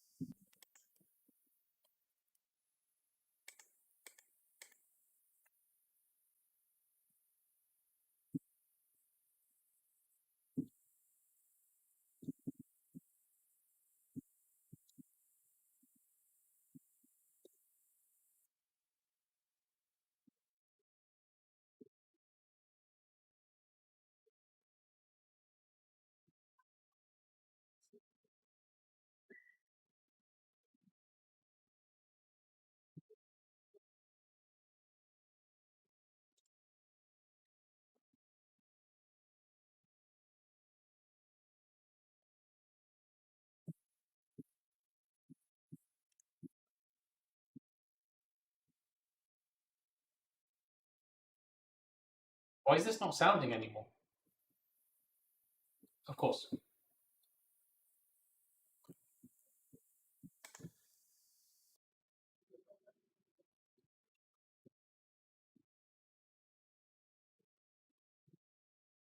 I'm not happy about this because that's a really high note. It shouldn't be that high.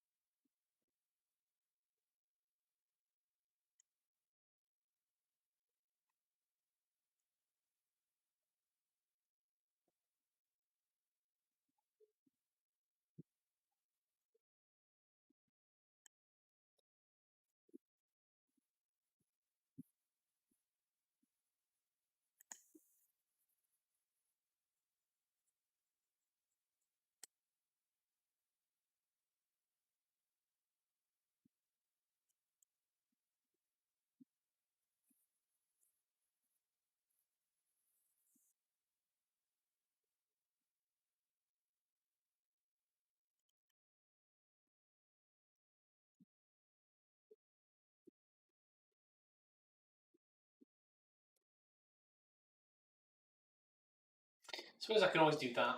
I don't want to do that.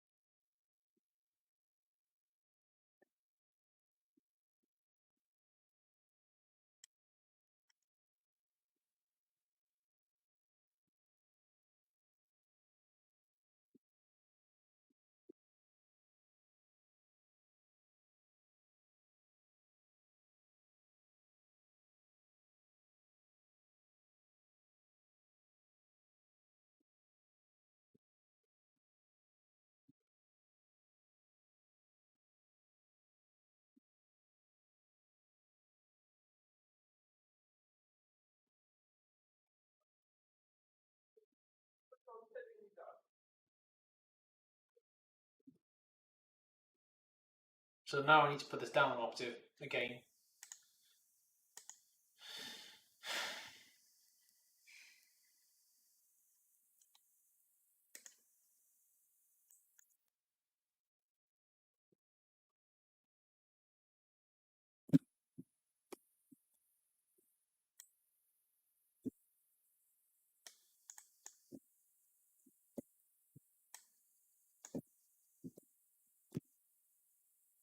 Okay, finally, we're kind of in business now.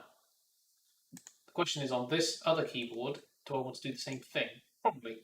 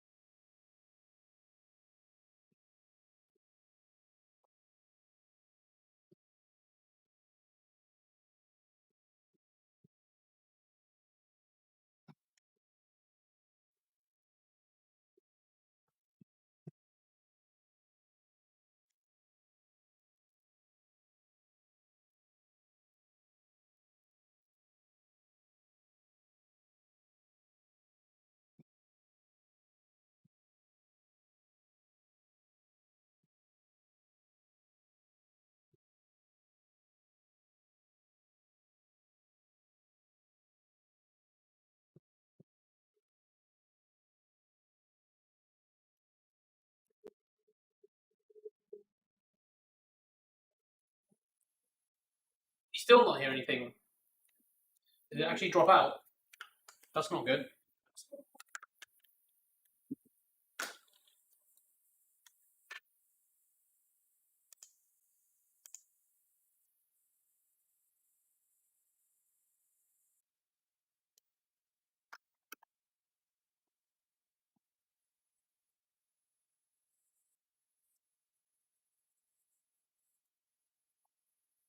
I'm going to check my thing, but it wouldn't make sense to me if you can't hear anything. Why? That would be the case.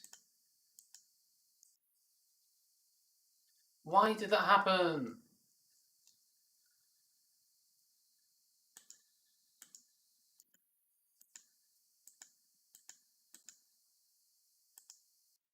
That's really annoying.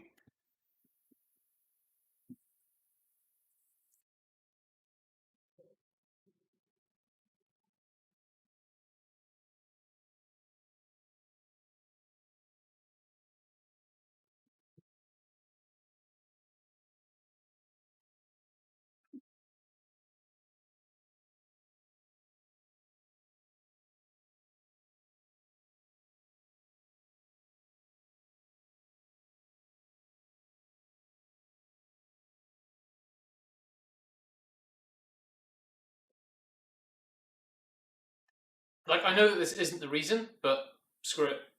Okay, there we go. This isn't the reason that it can't be the reason. It doesn't make sense.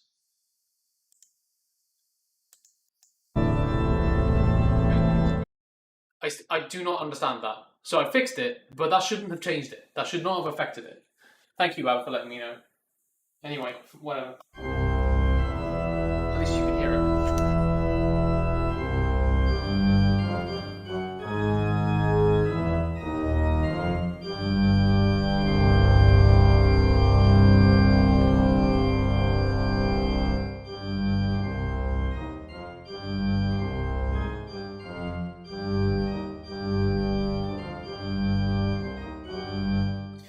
So, what I'm trying to do now is just sort out the sounding octave. So, I think that's too high.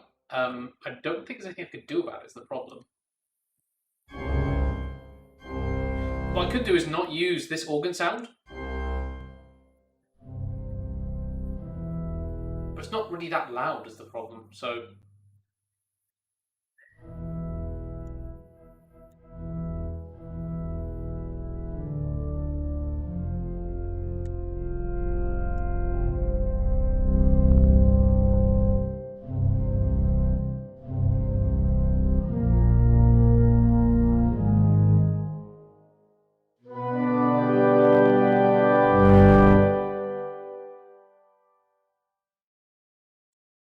Without, but if I stick just to the bottom register, it shouldn't affect too much.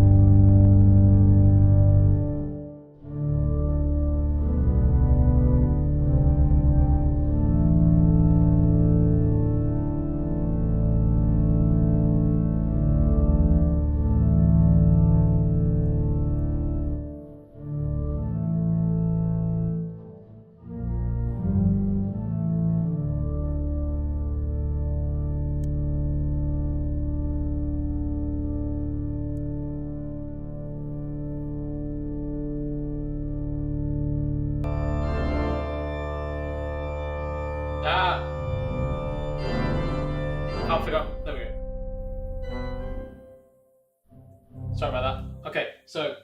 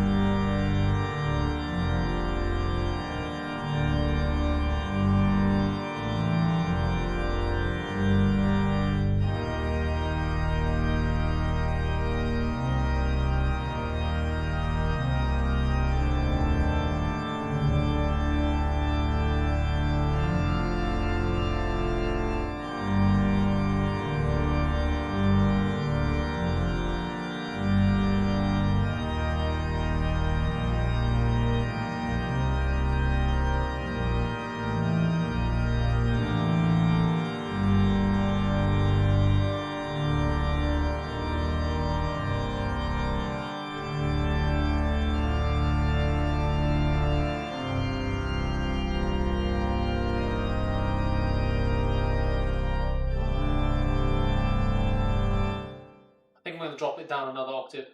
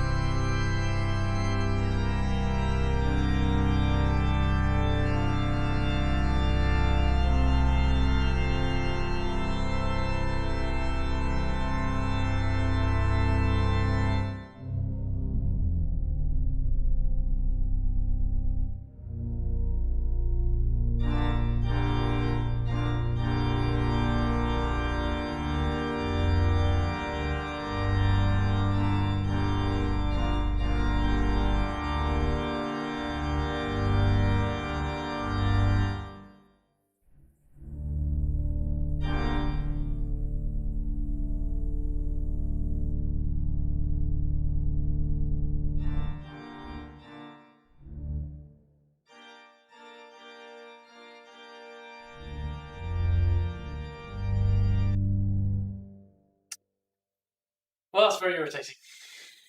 I don't think there's anything I can do about that.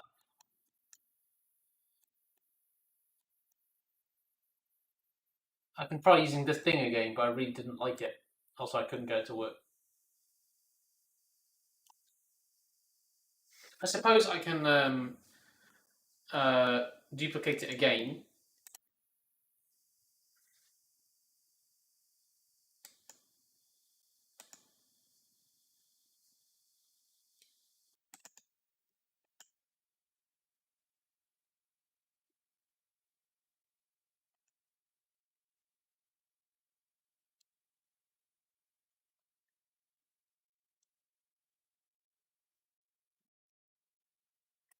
Jesus Christ, I did not notice the time. I've got to call the squids at some point. Right,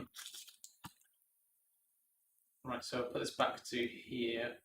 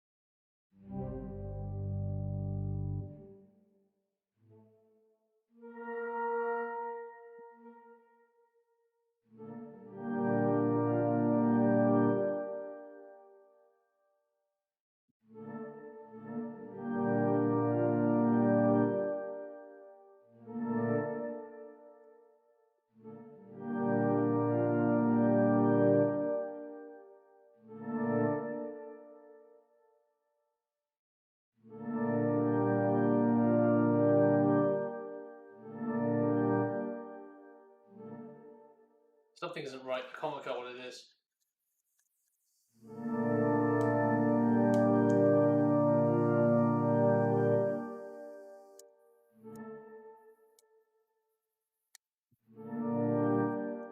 Yeah, that doesn't make sense, does it? Oh, crap. I've been editing this one. God damn it. Every time. Every bloody time it does that. But I can fix it.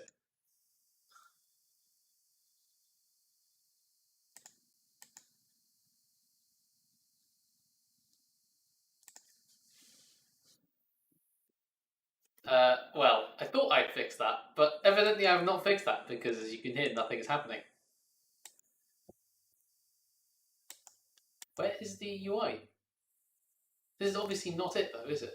Oh, yeah, of course. There we go.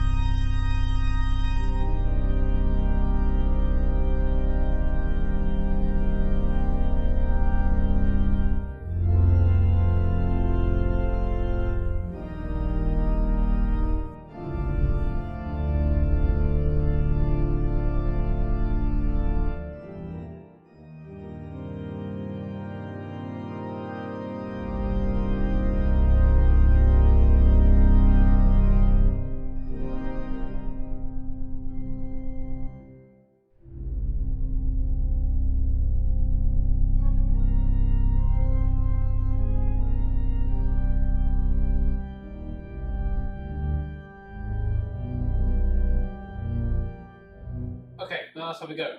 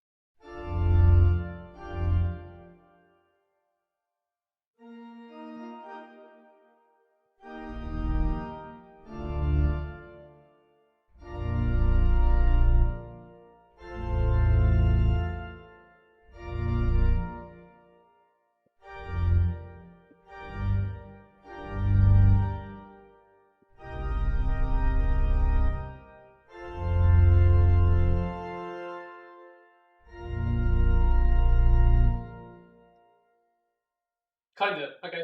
But I'm going to bring up.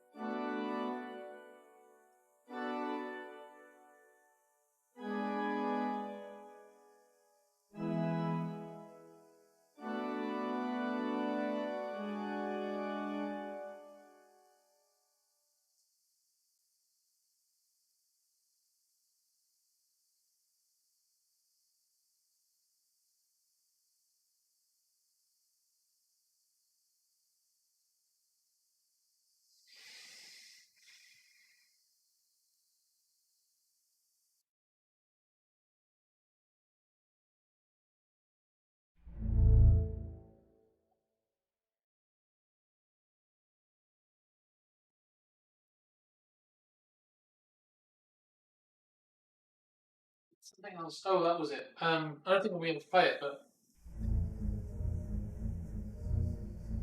there's no way to go. It's a shame.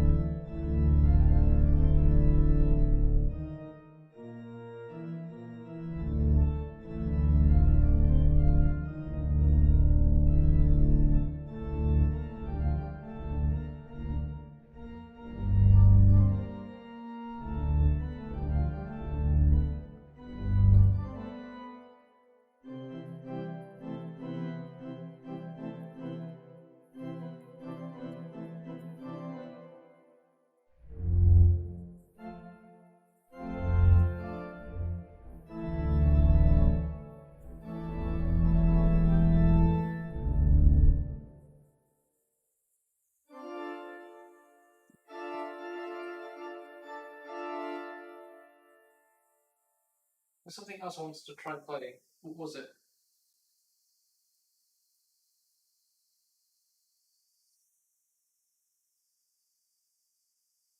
Oh, that was it.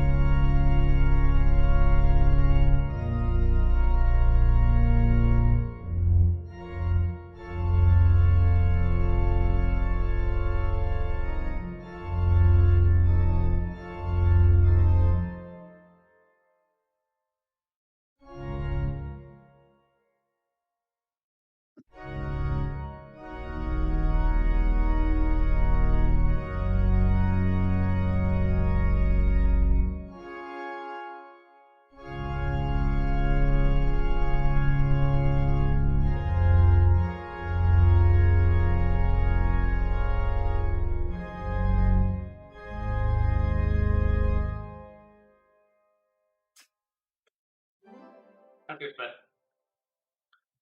Thanks for tuning in. Whoever was watching, it may well have just been me at the end, but anyway, I love these pedals so much. They're so good.